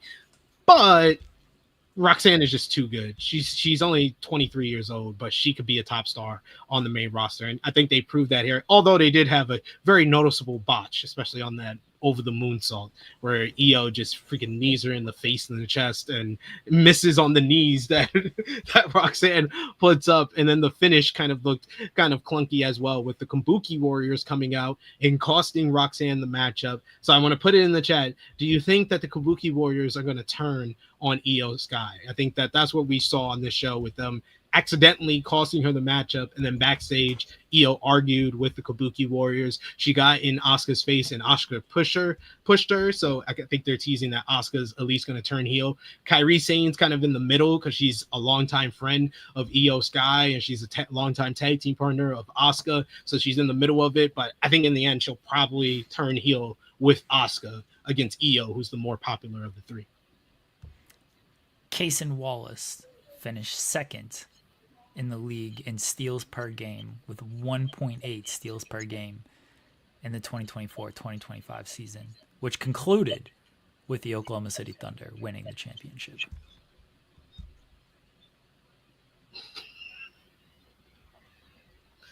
Then we had what was the next? Oh, Io also met up with Rhea Ripley, who's asked her if she can trust the Kabuki Warriors, and she told Rhea to stay out of it. I think that was all from the women's division on that end. Then you had one of the other best segments of the night outside of Io and Roxanne's matchup was the Bayley backstage vignette, where she was basically teasing that she's all depressed because of her latest losses. And then at the end, she had an evil laugh like in the background as she was like playing with her minds and her thoughts. So we think we're going to get a big character change for Bayley. And then we heard the response from Lyra Valkyria, who doesn't want to be, doesn't want to be against her, but also doesn't want to be friends with her. She feels like she cost her, but it looks like we're going to another Lyra versus Bayley matchup, but this time Bayley as the heel, as a crazy, depressed heel, which I wouldn't mind. Isaiah Joe went 10 for 14 from 3 in an April game against Utah in the 2024-2025 season. The season in which the Oklahoma City Thunder won the NBA championship. And then you had Becky Lynch. She beat Maxine Dupree in 5.5 minutes. Y'all know me. I'm honest. It wasn't good. I love my GOAT, though. She was good. Just wasn't a good match. That's all I can say. Post-match, she kicked Natty in the head, so maybe she makes Natty become the low-key legend that she is in GCW and WWE when they actually wrestle each other. We shall see. But it seems like we're just building up to the Nikki Bella matchup. And then finally, we had that main event of LA Knight and CM Punk versus the Braun Stars, or as Seth even called them backstage, the Braun Brawns. They did a backstage segment where Seth said he's going to get in the jet, he's going to leave early, and I'm like, dude, you don't even have to watch this show for a week. We don't believe you. You haven't showed up in front of the. If you had showed up in the opening segment, then we might have believed that you're going to leave early. But even then, we wouldn't believe you. But especially you just doing one backstage segment and say you're going to leave early, we know you're going to come out at the end. Why do you even do this stupid stuff? Just don't even do it. You're not surprising anyone. You're not, oh, we really got them. We really got them that time. No. You're giving it away, actually. So yeah, he came out in the end, caused the disqualification. So Punk and Knight win by DQ. Jey Uso, who earlier in the night explained that he had a family thing that he had to deal with, why he didn't show up to make the save for Roman. I appreciate them explaining that. And he says that he wants another shot at the World Heavyweight Championship. And they get into a brawl. He makes the save for the baby faces at the end. And then Adam Pearce announces that Seth Rollins will defend the World Heavyweight Championship in a 4-way at Clash in Paris against LA Knight. And he's getting madder. He's like, oh, I see where this is going. Jey Uso, he was like, don't you say it. Don't you say it. CM Punk. Probably the third best thing of the show. So I gave you 3 things that you can watch. 3 things to watch on this show. Io Sky versus Roxanne Perez. Bailey's vignette, and Seth Rollins' reaction to the announcement for Clash in Paris main event for the 4-way World Heavyweight Championship. And then the Vision beat them down at the end. Oh, if you want an extra thing to watch, fourth best thing, which will still keep you under 30 minutes of watching the show, Bronson Reed's vignette where he explained why he's collecting the shoes and creating this shoe La Fala and basically teasing that he's going to face Roman Reigns at Clash in Paris. So we already got like 4 matches for the show. Shea Gilgeous-Alexander, Jalen Williams, Chet Holmgren, NBA champions. Those are the 3 things people need to concern themselves with. Mm-hmm. Volib says, happy Lou Dort Day, by the way. Every day is Lou Dort Day, 100%. All super chats. All money being donated to Cancer Research Society, Canadian Cancer Research Society. Please send in your super chats. It's going to a good cause out there. What else we got, SB3? New Japan Pro Wrestling. That's what I just did that to, amuse the WWE fans. But you know where I really want to talk about. I don't want to talk about NBA. I want to talk about New Japan Pro Wrestling. It's G1 season. Got it.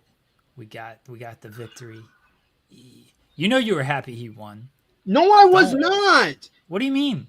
Well, sure, yeah, I was, because I did explain. I did explain last week why I was because Gato planned this. He wanted my anger to basically be a stone for stone for my guy to make it to the playoffs. This is ridiculous. The fact that we were in a situation that Yoda Tsuji, the future of this damn company, with one other person who we got to talk about after the A Block final.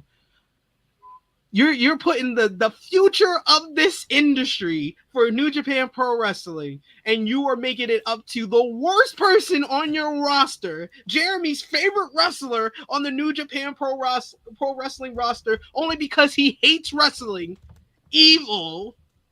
You're going to make it up to him beating the ace of the universe, Hiroshi Tanahashi, in his 23rd and final G1. He can't make the playoffs because we need Evil to win. So Tsuji makes it to the playoffs. You know how ridiculous that sounds? 4 letters, 1 word. E V I L. Evil. That match sucked. I am so like I saw people falling for the okie doke. The whole story of that matchup. What was this, Sunday? Yeah, Sunday. The whole story of the matchup on Sunday was Evil said, "Oh, it's Hiroshi Tanahashi, possibly his final G1 matchup. So I'm gonna play fair." And I saw some people online who were convinced, "Oh, this is the best we've seen from Evil. He's actually wrestling, no shenanigans." And I was like, do I have to sell all you geniuses on social media a bridge in Brooklyn to show you how dumb you are for believing that? And then Walker Stewart, the best commentator in wrestling today, in my opinion, this young man said, "Oh, we were duped.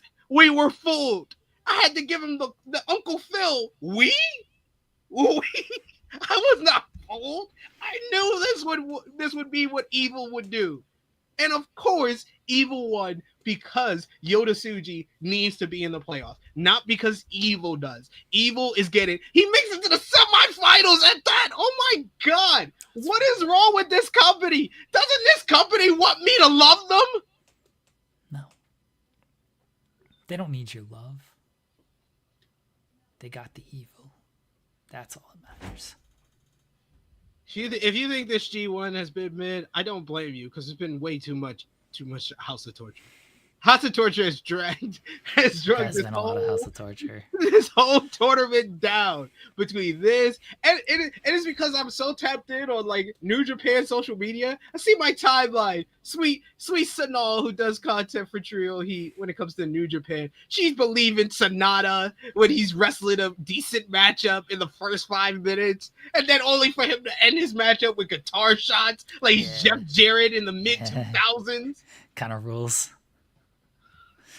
Honestly. The only thing that rules about Sonata is his entrance with all the new gear, especially when he came out with a shower curtain. Dude, him going full Jeff Jarrett, I gotta respect that. You know, that's a good bit there. We got the victory we needed, SP3, to get Tsuji into the next round.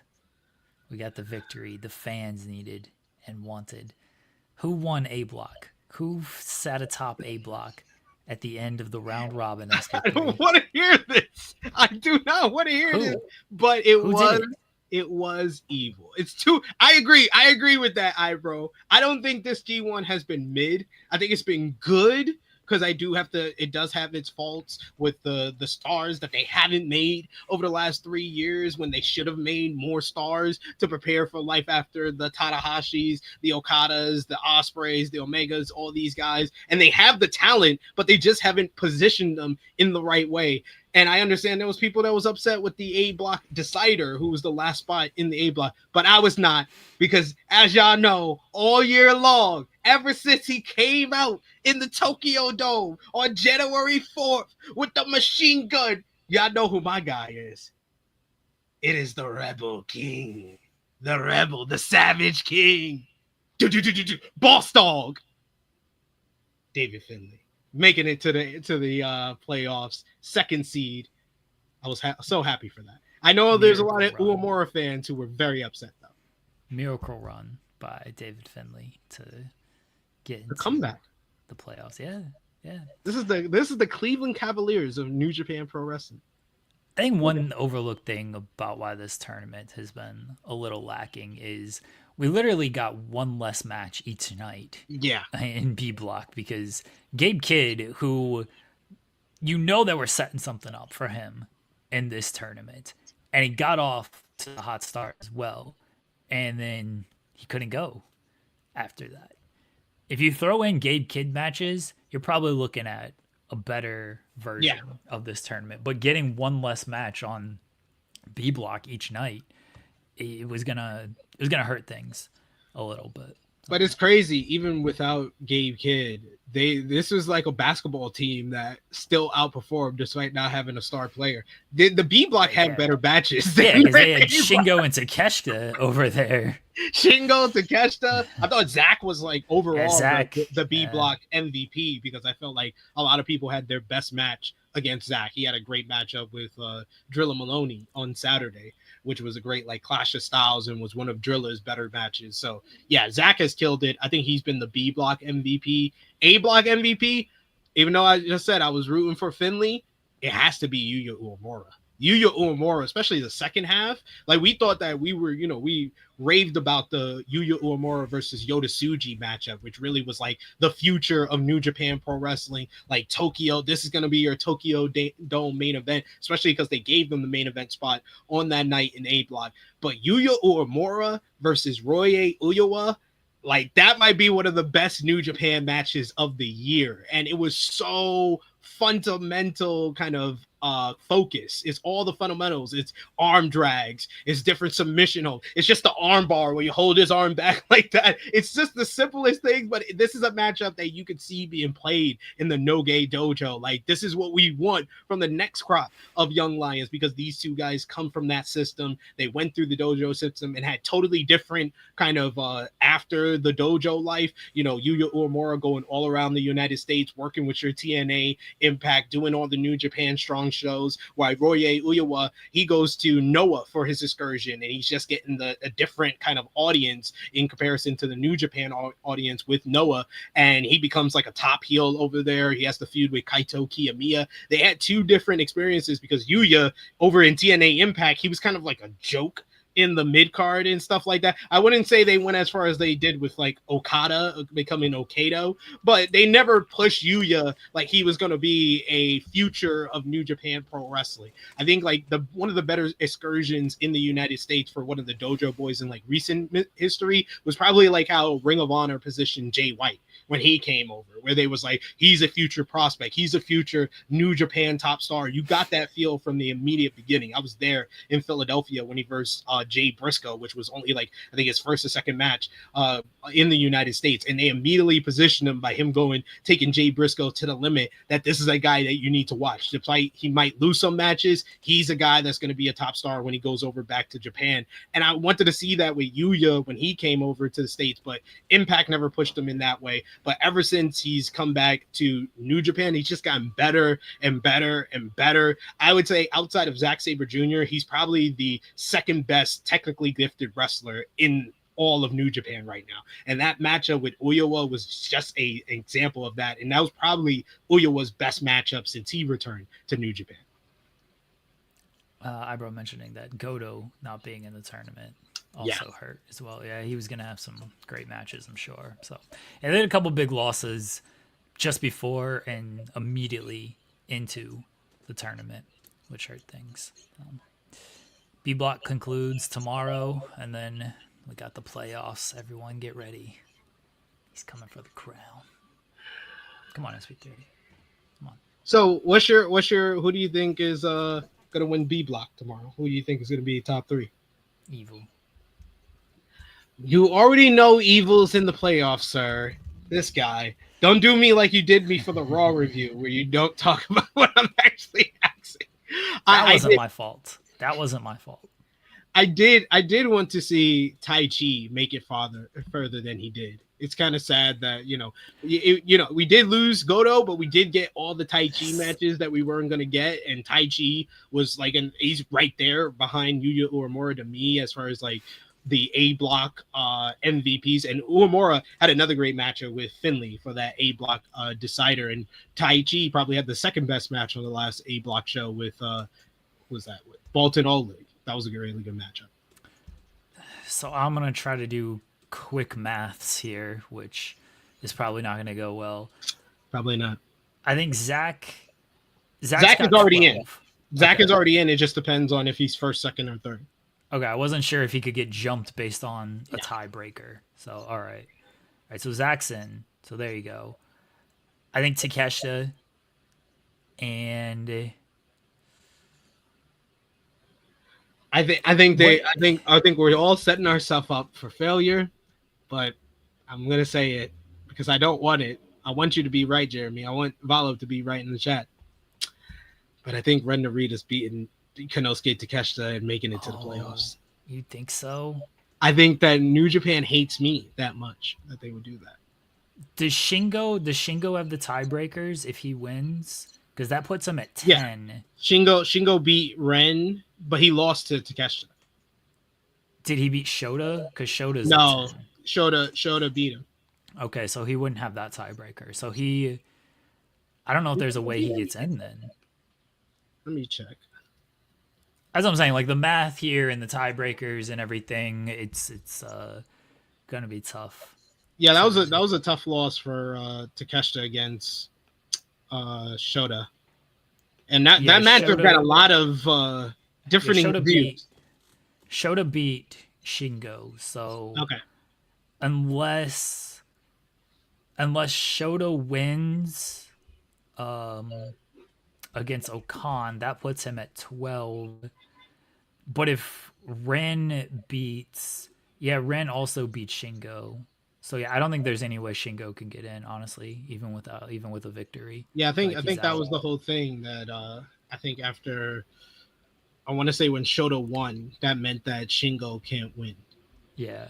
It looks like he's mathematically done. All right, I'm gonna go. The big matchup is Takeshita and Narita. Really, I think Shota's beating Great Okan to make it. Okay, so you think Shota's in, and I think it's Zach, Shota, and then it comes down to Takeshita and Ren. All right. I'm gonna go Shota, Zach, and Takeshita. I think Shota wins. I think Takeshita wins. Just to be different, I'm gonna go with Shota, Zach, and Narita. Not that I want it, guys. I want Takeshita to win, but Takeshita also beat Ren last year in what was that, B block? I think it was B block's decider. So I won't put it past New Japan to have Ren get his payback and get the win. Resistance super chat. Who could replace Gato as Booker? It's time to go. Me. I should get the pencil. Dick Togo would. We don't want that either. He books all the House of Torture nonsense. I should always get the pencil for all of this stuff. Evil. He's getting that Roman Reigns. Oh God. I would stop watching. I would stop calling myself a show. I would just start watching Stardom, which I've been following up on the 5-star Grand Prix. I've been watching many of the main matches. The Rena's been my star of the whole entire tournament over there. Rena's been killing it, and she's so young, but she had the best matchup against Azumi. She had a great matchup with Natsupoi over the weekend. So yeah, Rena is being a standout for this tournament, and she had a great record as well. I'm giving Evil a 4,000-day reign with the title.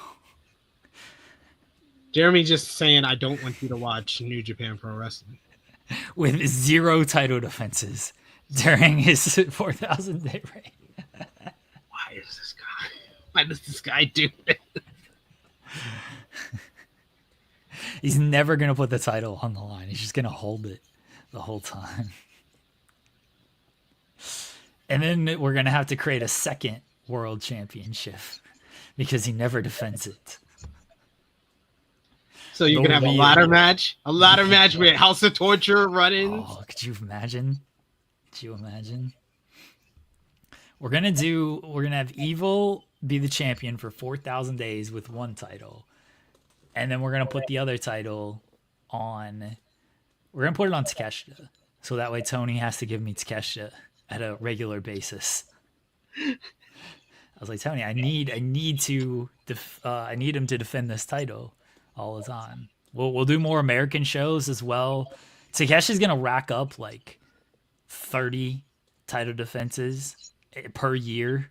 He's gonna be defending that title all the time, and people are gonna be like, "Oh, look at the difference between this great run and this terrible run." It's all gonna conclude in a ladder match for both titles, and we're gonna do the SmackDown versus Raw finish, where you didn't have to like beat up your opponent or anything. You could like immediately grab the ladder and like, you know, they like threw it, they set it up, and you could like run up and just grab it. That's how it's gonna end. Gato's gonna like grab the ladder and he's gonna throw it into Evil, and Evil's just gonna immediately climb, and Takeshi is gonna be dumbfounded of like, how's he moving that fast? He's like this. Is this even legal? Yeah, and then Evil is gonna get the titles down, and Takeshi's just gonna look up. I'm like, shit, I've been outsmarted by the greatest wrestler of all time. And that's how it's going to end. But then, SP3, then they're going to do a real wrestling match, one-on-one Ooh, wrestling match. okay. And Takeshi, everybody is banned from ringside. All right? All House of Torture, everyone. If you show up during this match, you're fired. And I will stick by that stipulation as well. You're fired if you show up. Takeshi wins in like 20 seconds with a knee. And Takeshi's got this big he's going on. He's got this, it's a big celebration. This is the Tokyo Dome main event. 20-second main event. Because I'm sick and tired of these fucking 4-hour main events that they need to do. 20-second main event. Takeshi's celebrating. Monumental moment. He gets hit with a spike. The hooded figure. And it's time to jack off all over the Tokyo Dome, baby, because Jack Perry is in New Japan Pro Wrestling, and he immediately takes the title from Takeshi. He pins him right there, and a referee just comes out and counts it. He doesn't have to execute so contract or whatever. He's Jack fucking Perry, and he just wins the title off of that. And then Jack Perry gets the title for like a decade. Like a decade. Yeah. Like that's nothing. New Jack Wrestling, not New Jack Wrestling. New Jack Perry Wrestling. Yeah, New Jack Perry Wrestling. That's right. That is NJPW, right? New Jack Perry Wrestling. That's right. That's what we're getting back. I don't like any of this. You don't like Takeshi holding the title and doing a bunch of title defenses and winning the title? I like that. I seconds? like that part. I don't like what he. I don't like this was a great. This was a great inside of the sandwich, but I don't like any of the bread. That's what we're getting. You're not excited for the decade-long run of Jack Perry? Absolutely not. You can count me out for that, sir. How dare you? Count me out for all of that. That's what happens if I get the pencil, everybody. I should get You really shouldn't. You can't be trusted with that type of power. Come on. I don't think you can be trusted with that type of power. I don't know. I feel like I could get it. I feel like that would work out pretty well. Thank you, Louis. We gotta get the chant. Let's go, Jeremy. You're the best booker alive. Let's go, Jeremy. You're the best booker alive. Did y'all talk about that yesterday? How over this man is? He's monumentally over. He got this He's a baby face at this point. Awful chant over. It's so funny watching him be like, no, you're doing it wrong, and it's like everybody's doing it correctly because it's actually over now. They're telling long-term storytelling, ladies and gentlemen, because this week was the first week that Max was like, actually not that bad.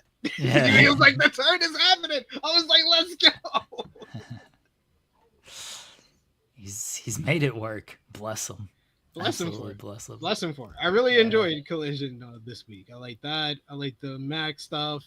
I like Shibata actually showing respect to him and LFI coming out to jump them again, further creating sympathy for Max, and the backstage segment with Max doing let's go Max, we're the best wrestler alive. He's on dead. The freaking Rocketeer or whatever it was. Like, yo, I was like, this guy's hilarious. Just give him more time. He's getting over. We just have to see what we got to do with Anthony Bowens. But I love the fact that he's just kind of fed into what they talk about him online for and just been like, yeah, I'm the delusional loser.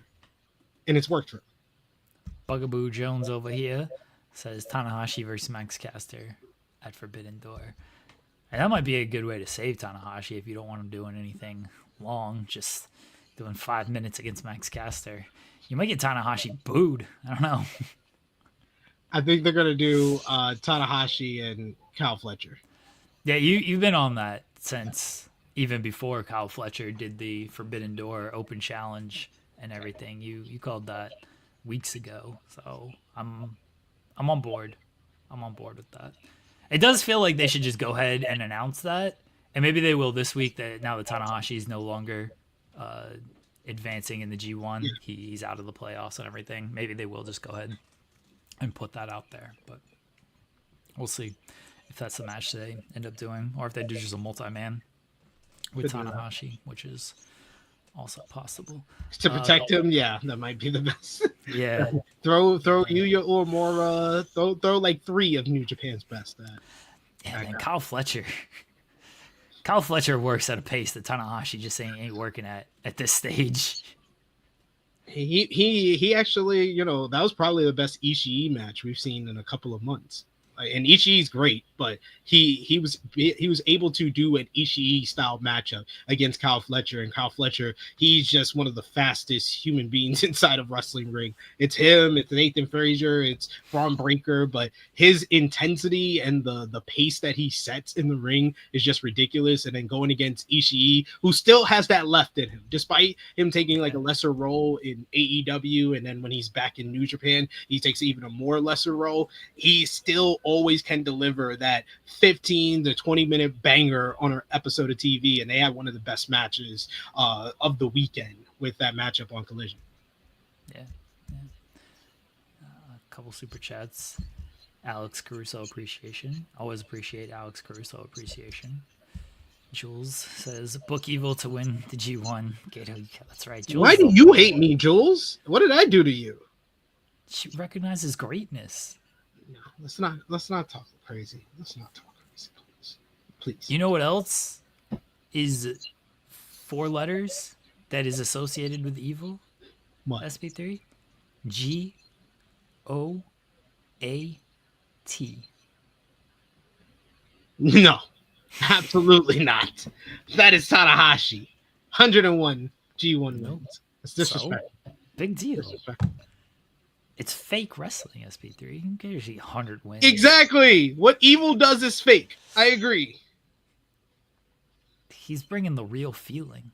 No, he's bringing a bad feeling. He's restoring the feeling. It's 3 letters. ASS. That's what Evil delivers on a nightly basis in New Japan Pro Wrestling. My missus thinks at this point, because I've been watching so much G1, she thinks that that New Japan never takes a day off. She thinks it's on every day. Oh yeah, my wife thinks it's the same thing. She's like, is there just another New Japan event? Like, you're always saying like you got to cover this New Japan event. That and TNA. She thinks TNA runs like a special every week, which is kind of true. Yeah. Both things are true. I didn't argue with my missus. Says I think New Japan is on every day, and I was like, no, it's if they take days off to travel to a new city. That's about it during G1 season. Yeah, I was surprised. I was like, oh wait, the A block wraps on Sunday, but the B block doesn't wrap until Wednesday. Like, why are we taking so many days in between here? I guess they're giving them time to rest up and recover for the final big shows. Guess because they have like it's like a big gap in like a 7-game series. It's like they have a game here on Saturday, and then they get off until Wednesday, and then they don't wrestle again until that following. What's it? No, is it Thursday the playoffs? I think it's Thursday. It's the playoffs. Check the schedule. Yeah, Thursday, and then Saturday, and then Sunday. Yeah, so they get another day off for free on Friday before they have the big weekend. And it feels like they should have done the B block finals on Tuesday, and then done Thursday for the start of the playoffs, and then Saturday, Sunday. Yeah, so the B block guys are not going to be at their B block got screwed. Well, I guess they each had a day off throughout the tournament outside of Takeshita, so that is really got screwed. He really got screwed. That was a great thing that they said. I think it was in the Shota Umino matchup where they were like, Takeshita, no, or I think it was the Zack matchup. It was like Takeshita is the only guy in the A block that has wrestled all 9 of his block matches. Yeah. Poor Takeshita. Really got screwed over there. That's why he's not going to win, guys. I'm sorry I have to be the bearer of bad news. It's because I've been watching Gato for nearly 15 years now. I know what he's about to do. Fair.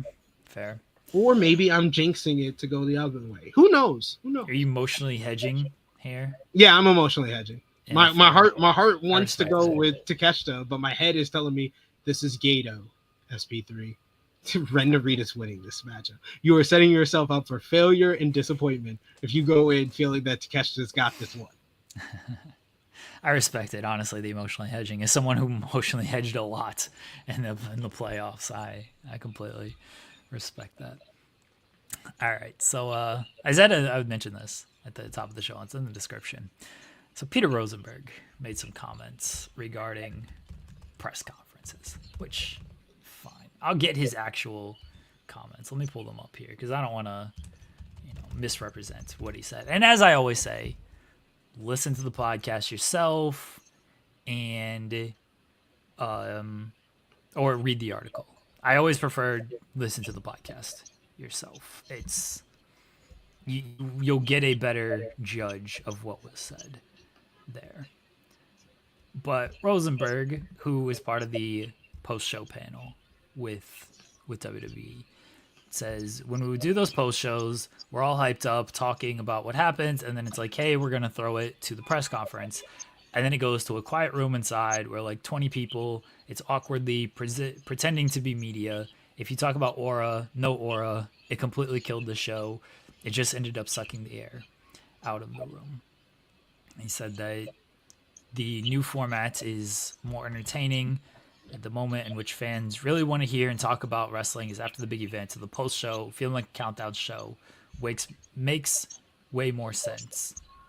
And that is it. I don't think he's wrong in that their new post show format makes way more sense. It does for what they want to do because they want to be the NFL. That's why they do 3-hour pre-shows, because the NFL does 3-hour pre-shows. The NFL, you go to the post show, you go to you throw to the press conference if it's like something important. Yeah. But usually you go in the middle of the press conference. We watch Inside the NBA. You got Shaq and all these guys talking up there, and then you throw to the press conference.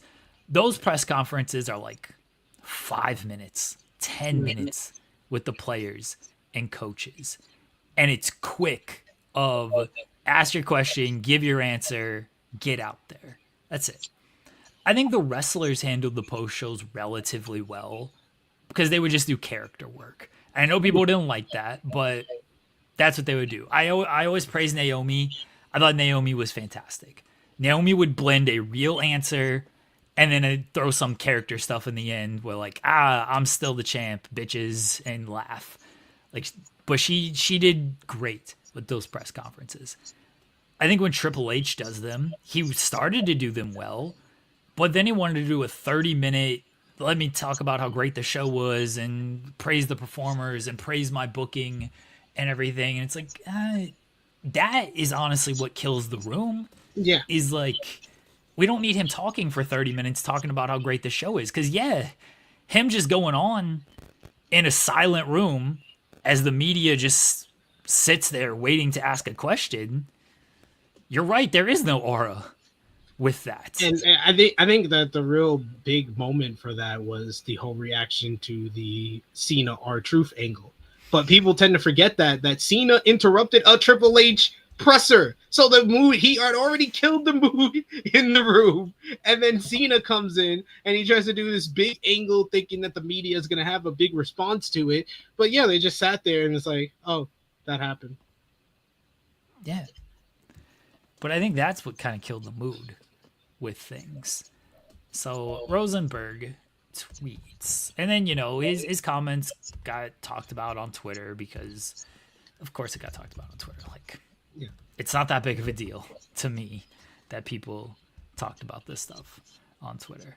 So Rosenberg just tweets, I do wrestling shows every week and interviews a few times a month. It's crazy how little coverage it gets from most outlets.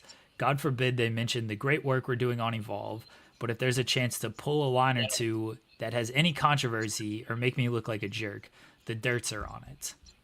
All right. Why he said fuck me though? So a few things about this tweet.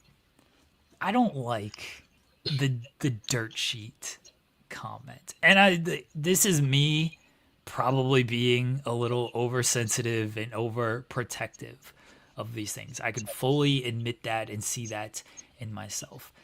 I just think we've grown past saying dirt sheet when that was a term used in the 80s and 90s because they reported on locker room gossip and everything, and it was a term that they branded to use because they didn't like Meltzer reporting on all that stuff because, oh, it should stay between the boys and everything. We've outgrown that term because what Sean does, what Mike Johnson does, they're just reporting on stuff.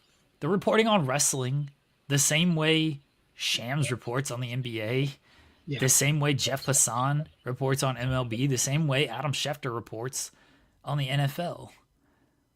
Why are we using the term dirt sheets? It gives a bad name to the work that Sean and Mike and other people do when it comes to this reporting stuff. So I don't like the dirts. When it wasn't even the dirt sheets reporting this stuff.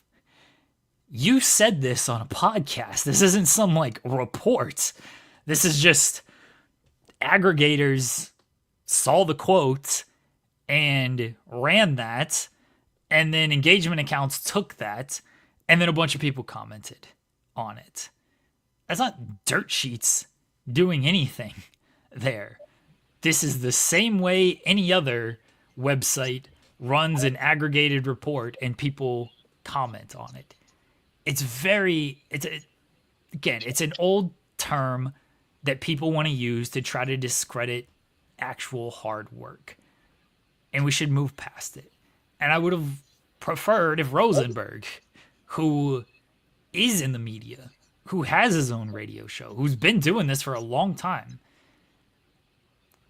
would be a little bit better than that. The part that I took real issue with is, of course, your interviews don't get covered. What? Maybe the most outlets is not saying Fightful, because I don't know anybody who covers more Rosenberg interviews. He does good interviews too. Yeah. I think he's a good interview. He obviously gets good guests. He's well connected. He gets good interviewers, or he gets good interviews. He gets a lot of good stuff out of his interviews. More power to him. The Evolve thing, very funny. I do results for Evolve every week. SP3 does a review for Evolve every week on this channel, on this show. I'm saying like that gets no coverage. I can literally give him examples of our website giving him coverage when it comes to that stuff. So somebody said, so here you go. Thank you, Boris. Set me up here. I saw someone say Jeremy should call into Hot 97, which would be great.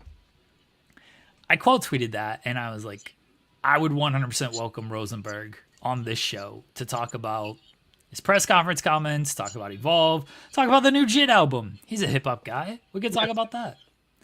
I'm not going to call into his show and just be like, hey, Jeremy from Fightful here.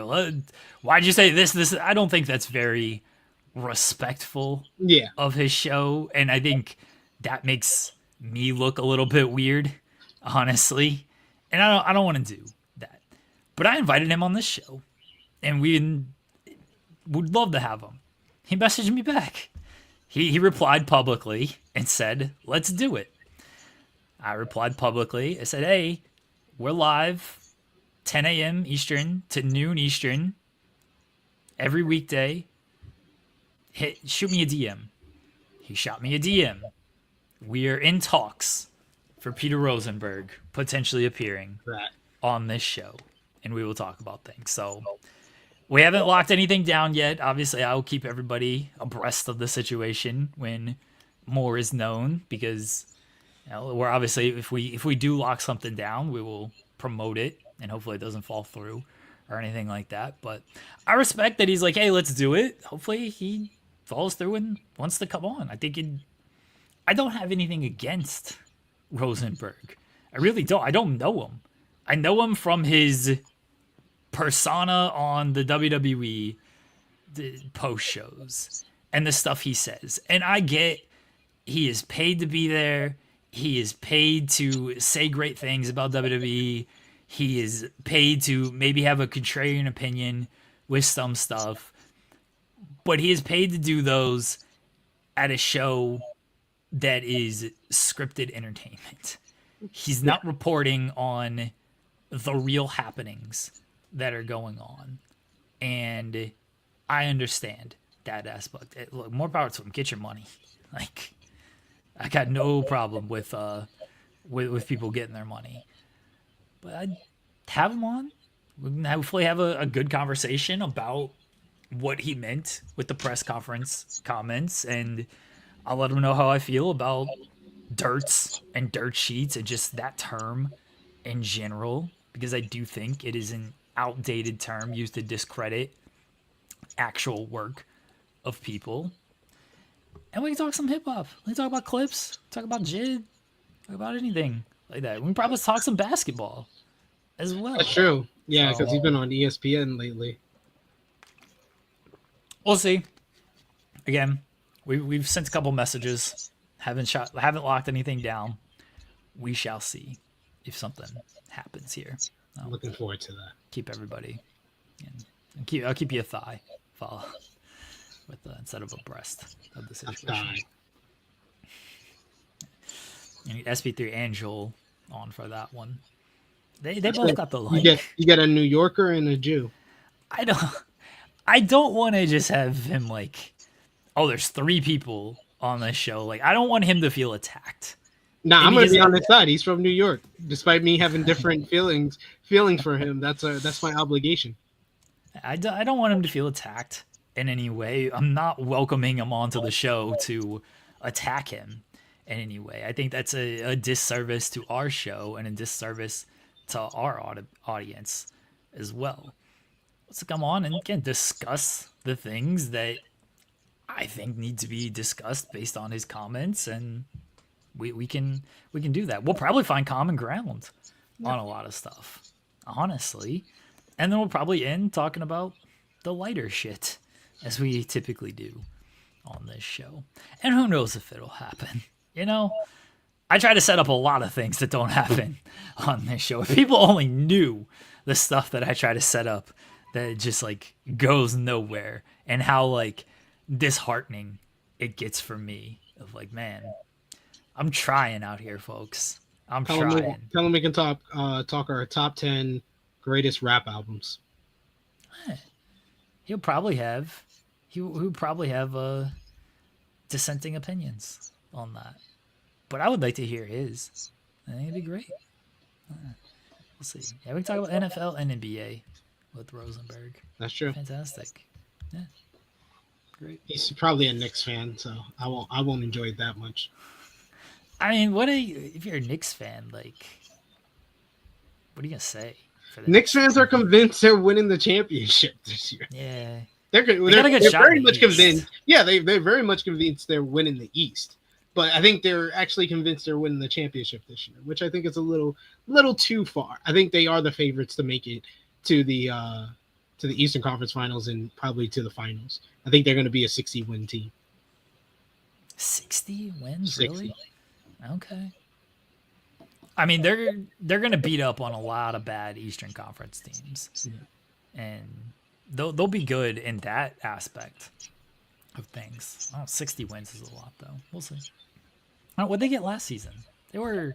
I want to say 54. Let me. Okay. Yeah, I think they were 54 and 28 last season. The Cavs are going to be good. Louis all in on the Magic as always. I think the Magic are going to be good. The Pistons will be better. Oh no, they were 51 and 31. So that would be a 9-game jump. That's a lot. Okay. Yeah, that is a lot. That's a lot. Well, the Celtics were 61 and 21. So. All right. The Knicks weren't good against good teams last year. That was their issue. No. They beat up on plenty of bad teams last year. They couldn't beat any of the good teams. Yeah. And now the West, there's a lot of good teams in the West, but there's less good teams in the East. So exactly. I think it's between them and Cleveland. I think Cleveland is probably my favorite because I just refuse to root for the Knicks to get that far. because God knows what's going to happen to this beautiful city. But yeah, that's why I would probably go with Cleveland above them. But that's the only team I would put above the Knicks. I think the Hawks will be good. These teams, I don't know. I'm not putting them above the Knicks, but these are teams that can make a push in the East. Once the playoffs start, I think that Knicks team overperformed in the playoffs. They seem to always overperform over the last like 3 seasons. It just really depends on how Mike Brown kind of adapts to taking that role as coach. And I was hoping that they could beat the Pacers. Not that I was like afraid of the Pacers or anything. I was certainly way more afraid of the Pacers than I was the Knicks. I was hoping the Knicks would win just because I'm like, oh, so if this is a sweep, barbecue chicken, five at the most here, I wasn't worried about the Knicks at all if they had made the finals. The Pacers, it was like, oh yeah, Halliburton's really good. They play with a lot of pace. They hit everything from 3. Their defense is locked in the playoffs. Yeah, they present real issues. The Knicks, I was like they don't play no defense. Brunson, okay. Good luck with Lou Dort. Brunson, have fun with that. Towns, good luck. Yeah, good luck with Dub. Yeah, good luck with Dub and Chet. Mikal Bridges, good luck with Kaysen and Caruso. Like defensively, oh wait, we can put Towns and Brunson in a pick and roll all game. Hold up, who's guarding Shea? Yeah, it would have been a 5-game series. I think we're all convinced of that, and I think that's why I was rooting for the Pacers, other than my sworn hatred to the Knicks, despite being a New Yorker. But yeah, I think that the Knicks, though, I think they finished first in the East this season, and conference finals against the Cavs is what I project for them. Mike Brown is 100% a mid-head coach. Everyone knows Mike Brown is a mid-head coach. It's literally, I am banking on Jalen Brunson being 1 year better, them being having better chemistry because of their success in the playoffs last season with Cat, with Bridges. I think they're going to be really damn good in the regular season.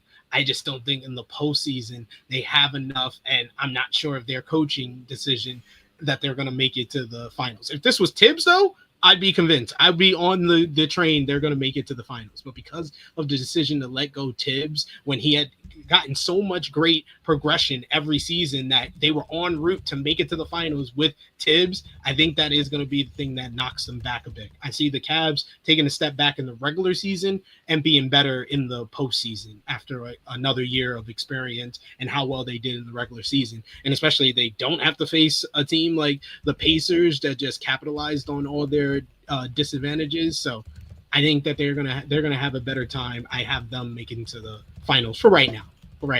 That's not my final prediction. We'll see what that is. But I got those two.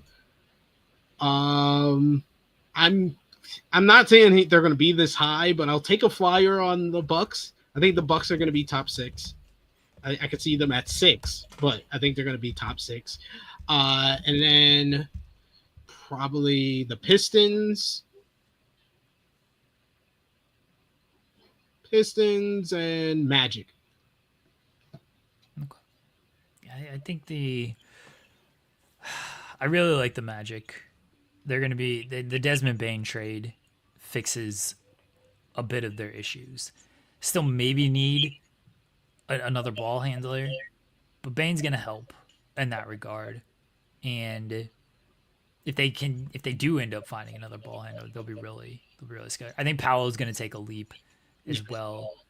He missed a lot of time last year. Franz missed time last year. I think they'll get it together this year. Hopefully Franz will take a leap because he needs to get better shooting the 3-pointer and shooting it more often as well. They're just really bad offensively. I don't think their coach is that guy as far as on the offensive side.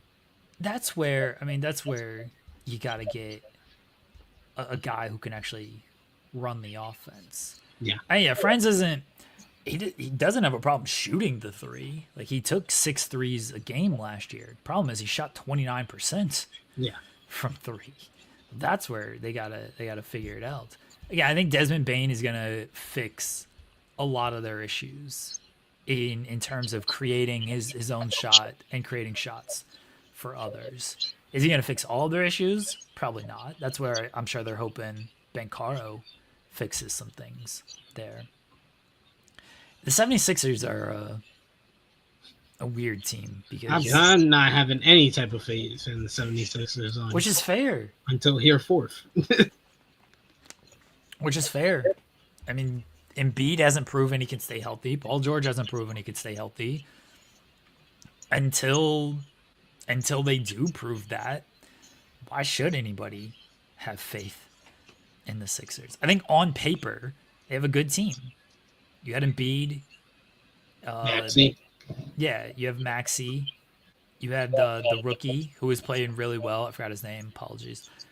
He was playing. McLean. Who? Jarrett McLean, is it? I don't think it's McLean. Is it? No. Oh. I'll look it up. But he was playing really well until he got hurt. Paul George. I don't know what you're getting out of 35-year-old Paul George at this point. I just have no idea. McCain. McCain. Yeah. There you go. Yeah, Jared McCain. Yeah, he was looking good before getting hurt. So on paper, they got a fine team, but a lot of teams have fine teams on paper. Yeah, VJ Edgecombe. Yeah. It's a mix of some young guys and then some veterans who are kind of stuck in their ways. And that doesn't always work out, especially when those veterans haven't won. You know, it's fine if, like, you're the Warriors and you got a guy who's fine. If you're the Lakers, you got a guy who's won. You got a team that hasn't won anything. You got players who haven't won anything. And then you're mixing it with some young guys who might want to do things a certain way. And those old guys just don't want to acquiesce to that. Yeah. We'll see. We'll see what happens there. I'm interested to see if they can at least get better. But I have no faith in Joel Embiid. Joel Embiid used to be in Club Superstar, but we took away his keys to the place, and his jersey. We taken it away. I don't think he's ever going to even get back online to come into Club Superstar. It's sad. Oh. He's got that fake MVP that he won. So good on him. I know. I manifested that MVP. You know this. I manifested it, and ever since then, it's been a striking kind of downfall for Embiid. So we had to remove him from Club Superstar. Anthony Davis is getting back on the line. I promise you, this season he's getting back on the line. He's getting back on the line for Club Superstar. He's getting back on the line. Embiid. He's going to get closer to the velvet rope, depending on what he can do in the regular season, staying healthy, and then what he can do in the playoffs. It's going to get busy at Club Superstar. I promise you that. All right, we'll see. T-1 season until Embiid is traded. See that it could happen. I think Embiid. I don't know how much he loves Philly now. So he did love Philly. You know, he always talked about process, only part of the process and everything. And then his pressure mounted and he started to get criticized a little bit. You know, you start to dislike that a little bit more, which fair. A couple super chats here. Going to counter Tony Khan's press conference with Peter. Yeah. Watch the WWE post show. We didn't talk about that, but let's hit on this real quickly. So this is from Post Wrestling. Let me pull everything up here. Apologies, everybody. All right. This is from Post Wrestling. It says WWE will be adding a premium live event in September on the same day as AEW's All Out pay-per-view. Post Wrestling spoke with multiple sources with knowledge of the WWE event schedule who confirmed that a yet-to-be-announced premium live event will take place on Saturday, September 20th in Indianapolis. The date coincides with AEW's All Out pay-per-view schedule for the Scotiabank Arena in Toronto. It represents the first time a WWE main roster PLE will air the same day as an AEW pay-per-view. We've yet to confirm the start time of the WWE event. AEW is scheduled to start at 8 p.m. Eastern. I've seen people speculate that John Cena and Brock Lesnar could be on this show as well. It is a WWE PLE. It doesn't seem like it's a NXT Yeah. PLE. So we shall Hey, see. y'all bruised them. AEW bruised them that much on All In weekend, especially with the news coming out from, according to Wrestling Observer, that they did between 180 and 185 pay-per-view buys, which is like a top 3 pay-per-view buy for AEW in its inception. In an era where WWE is going so far away from the pay-per-view model, AEW is able to find success with it that they basically said, you know what? All right. Our backup plan was always, hey, we're going to give them the developmental brand. So if they beat them, oh, you just beat our developmental brand. Remember, Triple H said that during the Wednesday Night Wars, and they were just using that as kind of a crutch for all of this. And now they're saying, you know what? No, we're going to give you the big dogs. Let's see if you can actually compete. We're going to give you John Cena and Brock Lesnar. I heard the rumor that it was bad blood. If it's bad blood and based on what they did last year, that could also be CM Punk versus Seth Rollins in Hell in a Cell. I've heard people speculate about that. That's not a report, but that's just speculation. People saying like that. Like if they do that, Brock and Cena and a Seth Rollins CM Punk blow off in Hell in a Cell, that's them really saying we're gotten to. More than anything, that's still, despite them possibly hurting the buy rate for AEW that day, that's a win for AEW. That's a win, and they didn't have to do anything about it. The WWE is saying, we're going to blow off 2 of our big feuds for the year just to compete with y'all in a pay-per-view that we are announcing less than a month out. That it makes it so obvious you're doing this to counter program, and you continue to say they're not competition. Like at this point, you're just setting yourself up for failure. I've said it for months that the whole counter programming, the reason why it's baffling to a lot of people is the one, it doesn't make sense for the number 1 to do this to the number 2. 2, it's not working in their advantage. It's helping AEW perception-wise. For all that you are doing to hurt their business perception-wise, you are helping them go up in fan perception of them feeling like they're the underdog. They're the one we want to root behind. They're the one that look good in this situation. And 3, you haven't been putting out the best product against it either. So it's so baffling to people. But this is like the most kind of, I won't say gross, but just egregious kind of move, because you're doing it and it's so obvious what you're doing at this rate, and especially you're putting your top stars out there against them so they can be judged against an AEW pay-per-view. That's not what I would do, but okay, it's a theory, it's a strategy, I guess. WWE doesn't think they lose anything by this, because especially if they're going to put Cena and Brock on this show, they think they're just going to cut into the AEW pay-per-view buy, which could happen, 100% could happen. There is a difference between, okay, I'm subscribed to Peacock, I can watch this whenever I want, and all right, I have to buy this, and I got to watch it right now. That's why the all-in buy rate was still so good, despite WWE running NXT and stuff against it.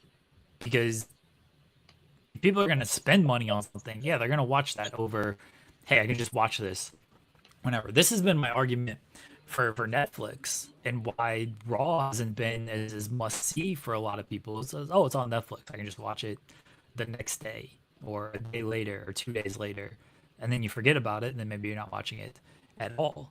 Like, that's what kind of seems to happen with a lot of these things. I don't think their strategy worked, because all it does is it gives more attention to AEW.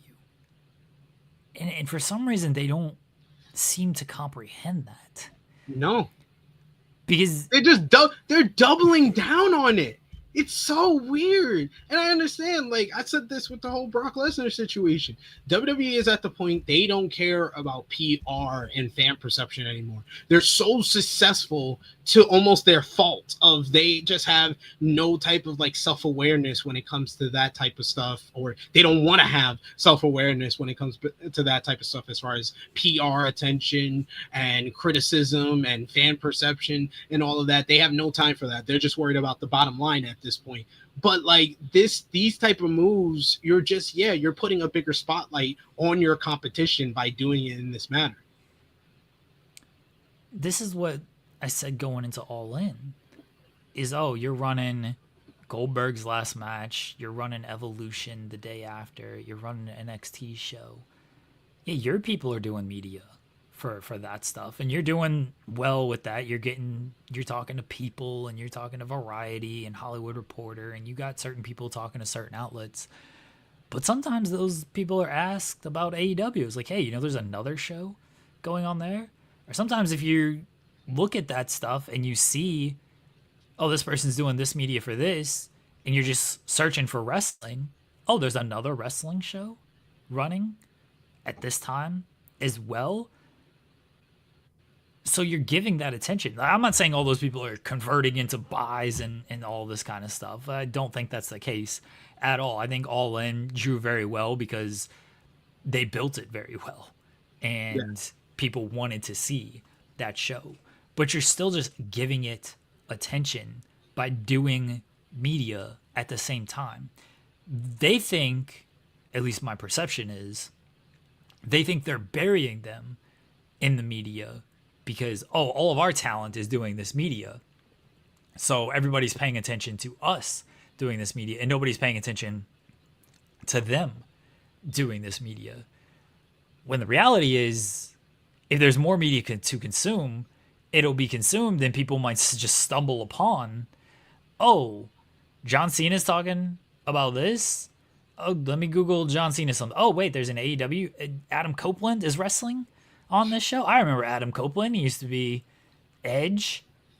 He's wrestling on this other show. That's what he's up to. Oh, that's weird. Like, I don't think their plan actually works. This is the old argument when it came to the Monday Night Wars, right? The Monday Night Wars, it was, you can go the Wednesday Night Wars as well. The argument was, oh, 8 million people are watching wrestling for the Monday Night Wars. WCW dies. 8 million people are going to watch Raw. Nope. That didn't happen. Not how that worked. At all. But because there was two things going on at once, they both lifted each other to feel hotter than maybe they were. And they were both super hot. But when you have that competition going like that, things just feel a whole lot hotter. That's what rivalries create. That doesn't even pertain to wrestling. That pertains to just any sport. The Thunder and the Rockets, the Lakers and the Celtics, Thunder and Rockets are the greatest example.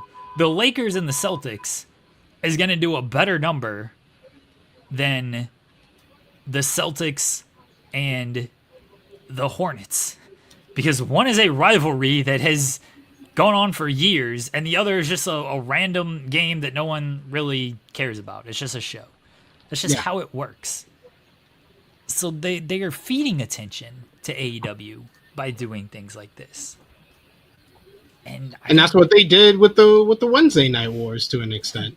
Like that all that did was make people aware that there was a new show that was on from a different company, a newer company, and that's what led to people kind of watching en masse. Like I got the chart here for like the Wednesday Night Wars. At the time that it ended in April of 2021, there was 1.4 million viewers between the two shows on Wednesday night. I can probably count on one hand that AEW has gotten that number since in total in total, that number 1.4 million. They did it like a few times in 2021. They got close to that number, but the million mark, they haven't done that in like almost 2 years now. So like, yeah, it doesn't they are these are two shows that are lifting each other up, even at a smaller scale that it was in the Wednesday Night Wars in comparison to the Monday Night Wars. Same thing with NXT. Even though NXT is on network television on CW, they don't get 1.4 million watching. They don't get what they did at the beginning of the Wednesday Night War, unless it is the Wednesday Night War. There's an argument to that. They did like at one point they did 891 for the first week that they went head to head with Dynamite. Before that, they were doing like 1 million on the 2 weeks that Dynamite wasn't there. Even on the weeks that like Dynamite got preempted, they were doing 853,000, 824,000. It's very rare that you hear that number for NXT now, even though they're on a network that should be available to more people with the CW in comparison to back then when they were on the USA network. Even both of these shows have not done as well together as they did on their own as they did together on Wednesday night. So you could see it from two different generations. Yeah. That's how it works. Usually when two things are competing against each other like that, they both boost each other up. If it's just one, people are like, oh, okay. It's just an accepted thing of like, oh, it's just one thing. Yeah, we'll watch it. Or maybe we won't watch it. But the other thing's gone. So it just doesn't feel as hot. I don't understand WWE strategy. I understand that what they think they're doing. But I don't think they're doing it correctly. Tenruz is saying Tony should get Joey Styles with Taz for women's blood and guts. That'd be something. I don't know what Joey Styles is up to. I don't need Joey Styles screaming cat fight though, like in a women's blood and guts match. That doesn't appeal to me at all. Are they talking about doing that for Philly? I think that's maybe what Tenruz is like hinting at. Is that they might be talking about doing for Philly, because I don't know why else you're getting Joey Styles. Yeah, for that, because he doesn't have any attachment to like the women that would be in this match. Francine and Dawn Marie ain't in this match, so I don't know how much Joey Styles knows about Thekla and Megan Payne. I don't know what Joey Styles. I don't know where Joey Styles' head's at in 2025. Yeah. He doesn't say anything. He doesn't really do interviews from what I've seen. So, I don't know. Yeah, it's gonna be interesting, and we're getting ready for that in just 2 weeks' time with Forbidden Door and Heat Wave going on the same day. Which I think they already know what's about to happen on this one, so they are preemptively announcing this next pay-per-view. There's like, see guys, we're taking it serious now. We're doing this, but we're gonna take it serious this time. We're giving them the main roster. Yeah. It's gonna be a long day with Heat Wave and Forbidden Door. At least one's in the afternoon. It's not directly head to head, but that's gonna be a long day. It always is for us. It always is. Folks, we went a little long today. We appreciate everybody hanging out, sending in super chats. Again, all super chats this week go to Canadian Cancer Research Society. Shout out to Evil Uno and C4 and Mystery Wrestling for doing their longest match ever, raising a bunch of money for the Canadian Cancer Research Society. And it was a very long episode today. And I didn't talk about wrestling at all today, at least not the alleged show that happened. Hey, we got through Monday Night Raw in like 20 minutes, so that's a record for us. Good. What was Zeno's? Oh, the Zuffa, after finalizing a $7.7 billion deal with UFC, Paramount is nearing a deal with the Saudi-backed Zuffa Boxing. All right, that's not surprising. It's not surprising at all. I don't know what Paramount was thinking with that deal. They're just giving away money. They're just giving away money at this point. Like if I am AEW, they can sweep this. They can get a great deal with their whole like pay-per-view, just selling off their pay-per-views. Like if they can get a tenth of that, like 32 million for their pay-per-views on one of these streaming services, they're making profit from what they're doing right now on pay-per-views alone. But we'll see. I think part of it is, part of it is now ESPN's out, now Paramount's out, because most likely these Netflix is out, Peacock's still kind of out. Like really, it's kind of Max as the end all be all for AEW, is they That's can't true. really shove things around. AEW, I mean, WWE's just trying to trap them. Like, you got no other outlets. This is the only one you can go to.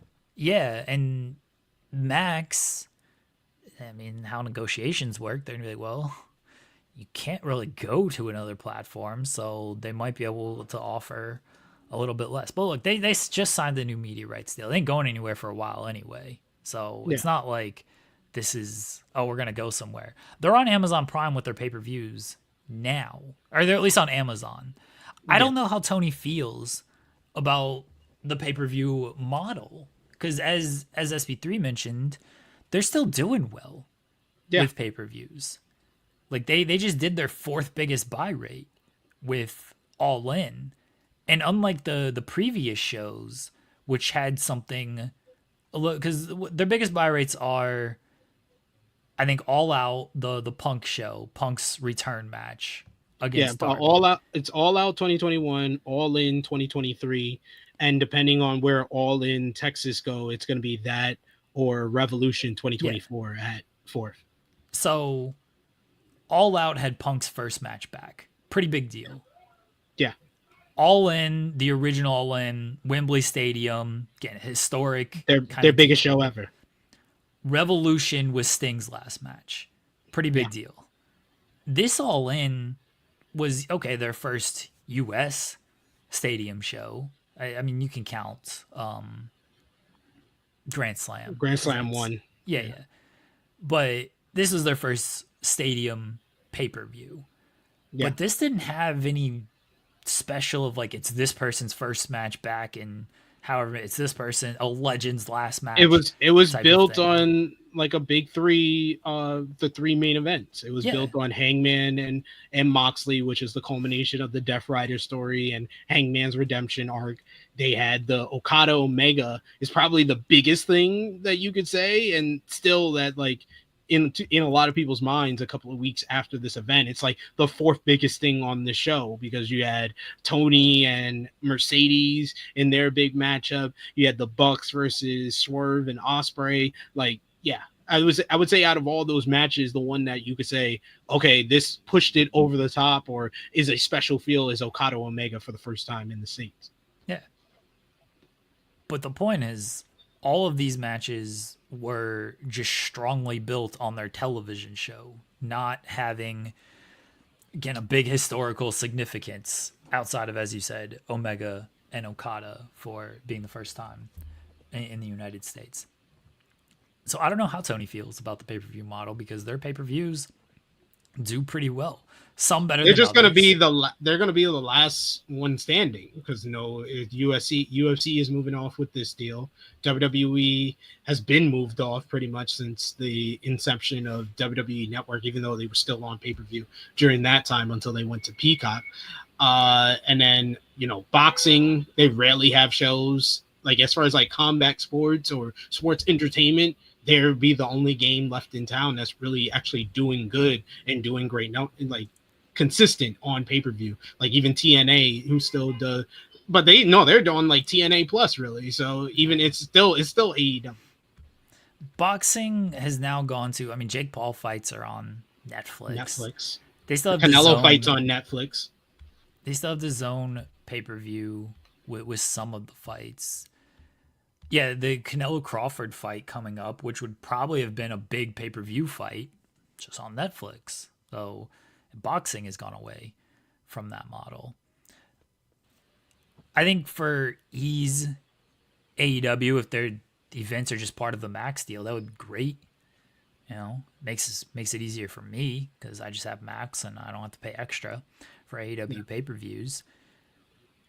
But I don't know how Tony feels about potentially doing that. The way he talks about it is it's something they want to do, but they're not there yet with it. And when if they get there, who knows? If they can get 75 to 100 million for that deal, take it. Yeah. That's like 1/3 of what WWE is making off of this ESPN deal, which a lot of people don't think it's good for the ESPN thing. And the Paramount deal with UFC is even worse. Like Paramount's stock price went down after this announcement. Well, I don't understand how these streaming platforms are making any type of money, honestly. I don't know. I mean, clearly they're surviving enough to where they're making these big deals, but it feels like they're all operating at a loss, honestly. Sure. Like, it really feels like they're all operating at a loss, but we'll see when it comes to AEW and their future. Right now, they're on pay-per-view, and people are buying their pay-per-views because they're doing good work. So, good on them. Oh, okay. He meant that for the year. I saw Henry saying they're making in the range of 50 to 70 million off pay-per-view. I was like, okay. I thought he was saying like one pay-per-view. I was like, no. You're talking about the year. Okay. Yeah, that's why I said 75 to 100 million. That would be the range they would want for like a deal with the streaming service for AEW. And Henry, like when you're looking at that, are you just adding up like the buys compared to the cost? Because if you are, Also true. That's not like a foolproof model because the providers get something off of that as well. You know, it's not like AEW just keeps 100% of that revenue when it comes to the pay-per-view. So yeah, if they get 100 million, just averaging, it's a guess. Yeah, that's fair. Which again, I'm not trying to downplay your numbers, and it makes sense to do it that way. But you do got to factor in that the providers are getting something, the platforms are getting something. All that's not just going to AEW. So yeah, if they get 100 million for the deal, then that's probably worth it for them. Yeah, because they do 10 pay-per-views. That's 10 million per pay-per-view. That's profit. That's like you wouldn't be factoring that into like the cost of the show, really. So yeah. All right, folks, let's get out of here. And thank you to everybody for hanging out with us today as we went a little extra long today. Maybe one day I'll reveal the reason we went so long today, because there was one day. Well, the secrets of ITW will one day come out. We'll do a big interview spilling all the secrets of the behind the scenes of this show. All right, folks, SP3, let everybody know where they can find you at. You can find me on the Twitter machine at TrueHillSP3. I'll be live in about 15 or so minutes over on the True Hill Heat Wrestling YouTube channel with Top Guy JJ for Rated Raw review. Yes, Romeo is once again running away from the grind. He does our thumbnail, so he's able to run away from the grind, quite frankly. And because he's the owner of the Shula Fala, he is the tribal thief of time.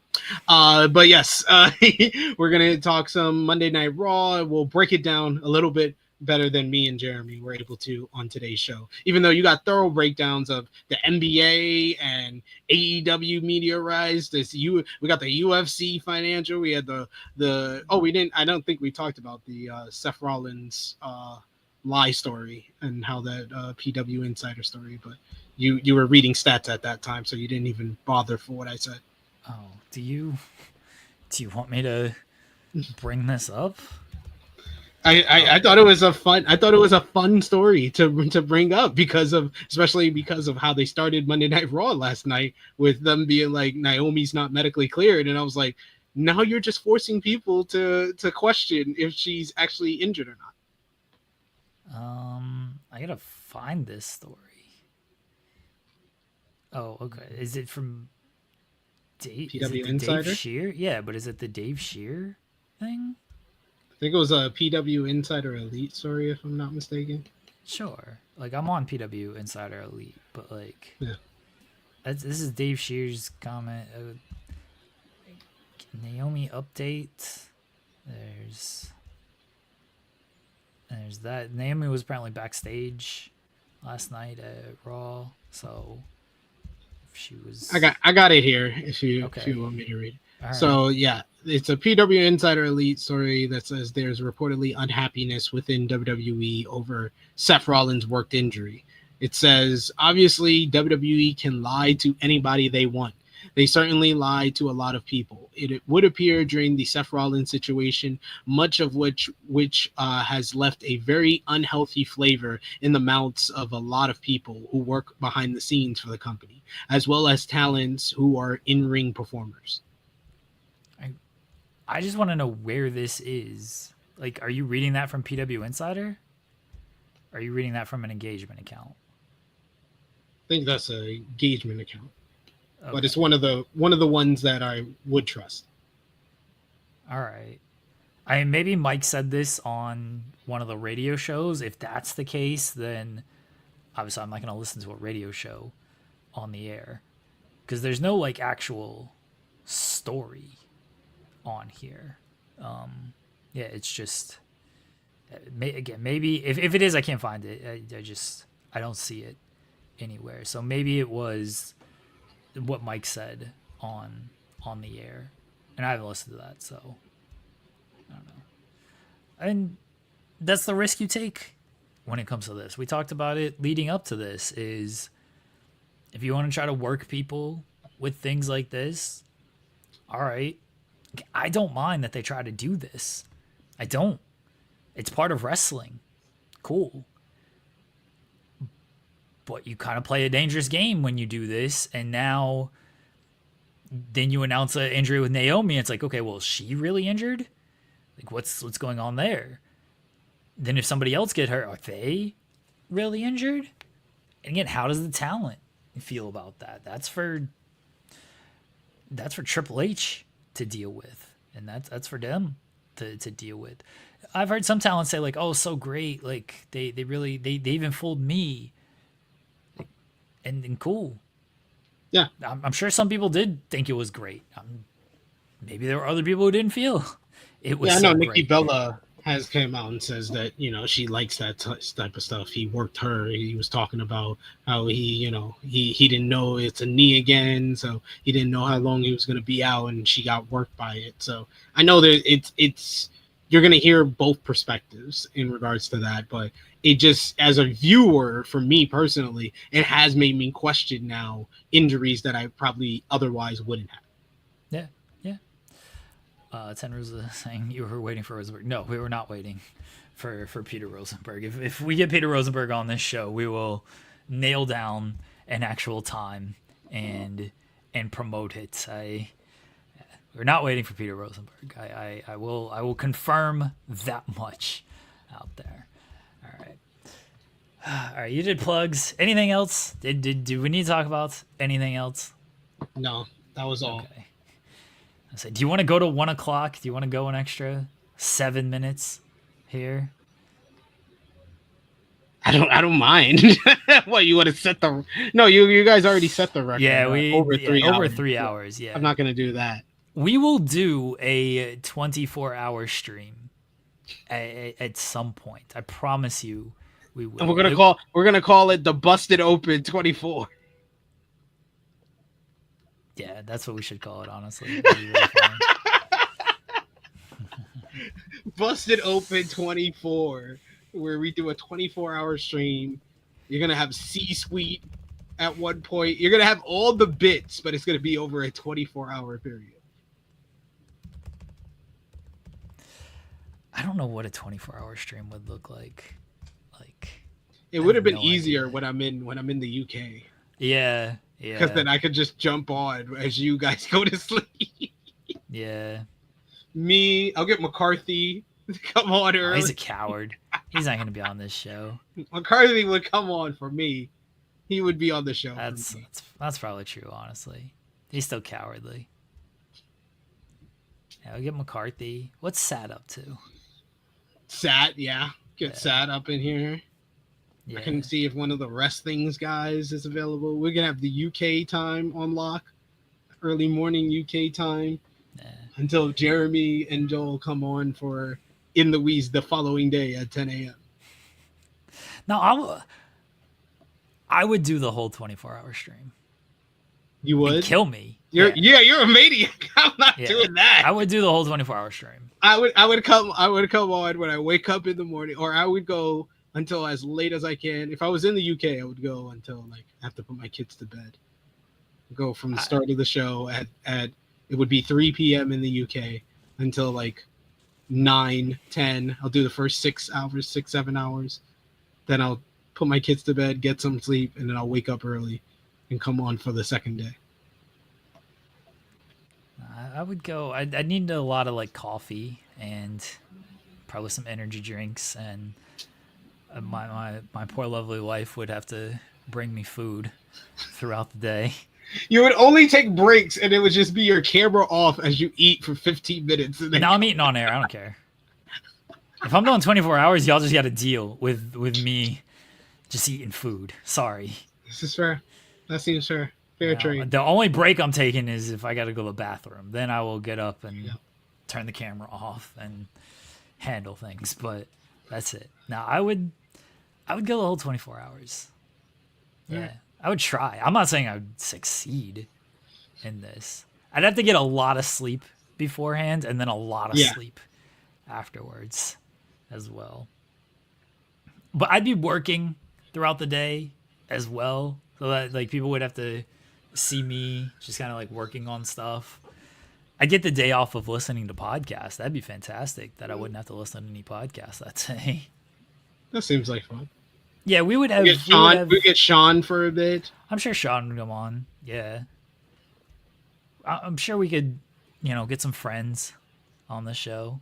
Yeah, get some wrestlers on the show. Like Cole would join us. I'm sure Cam probably pop on. Darius Carter. That we wouldn't have to do any talking. We just ask him a couple questions. That's the bit. Yeah. We get an hour flat right there. Exactly. And watch along, depending on what day, what's going on. Obviously, there'd be some type of wrestling to talk about, so we could definitely do a watch along of whatever wrestling we have. We could, if it's basketball season, we could watch some NBA together as well. Yeah, we could do some various things with a 24-hour stream. We'll do. I promise you, we will do it. I promise you, we will do it. I don't know when. ITW Busted Open 24. Do it on a Thursday so we can watch TNA. That sounds awful. That might be the best show to watch, honestly. We'll do. I'll do a simulcast. We'll do it on a Thursday. I'll do a simulcast as I'll be on both In the Weeds and AE Ramble at the same time. There you go. My wife is very worried about this idea. I think we could pull this off. As I volunteer her to just basically sleep in the living room or mobilize me to where I can go elsewhere on these things. Do it for 20K subs. We're gonna do it for charity. We don't need to hit like a benchmark or anything. We'll find a charity to do it. Yeah, I'm volunteering my wife to just bring me food all day. It's basically bring me food, please. Gotta bring me my coffee, bring me my next energy drink, all this stuff. That's awesome. Love. She'll do it. She actually just texted. She's like, I'll bring food and coffee all day. No energy drinks. Wow, cowardly. She won't bring me energy drinks. It's like, nope, not gonna do that. Because filling up on coffee all day is so much better than like drinking an energy drink. I'll get like a 2-liter of like Dr. Pepper. Just have that and just start chugging that the entire stream. Just keep that next to me and everything. That's what we'll end up doing. We'll do it at some point. I don't know when. I don't know why, but we'll have a reason. It'll be for charity, and we'll 100% do it. I promise. The Busted Open 24, the announcement you've all been waiting for. The Busted Open 24. I don't think we're gonna call it that. Why not? We're just saying that that because we're gonna be busting open 24 hours a day. That might be copyright infringement. They might get mad at us for that. Honestly, they might get a little mad at us for that. We'll call it the Heart Part 6. No, we don't want to do that. We don't want to do that. We're not quite at 3 hours because we started a little late, but we did hit 1 o'clock. I'm tapped out on 1 o'clock. This is too long of a show today. Thank you, everybody. I could just go from one show to another. See me in 4 minutes over on True Hill Heat. I appreciate everybody for hanging out with us this long. One day I'll tell the story. It's not even a good story. It's honestly not even a good story, but I'm gonna tease it like it's like this monumental story. Big story. Yeah. Big expose.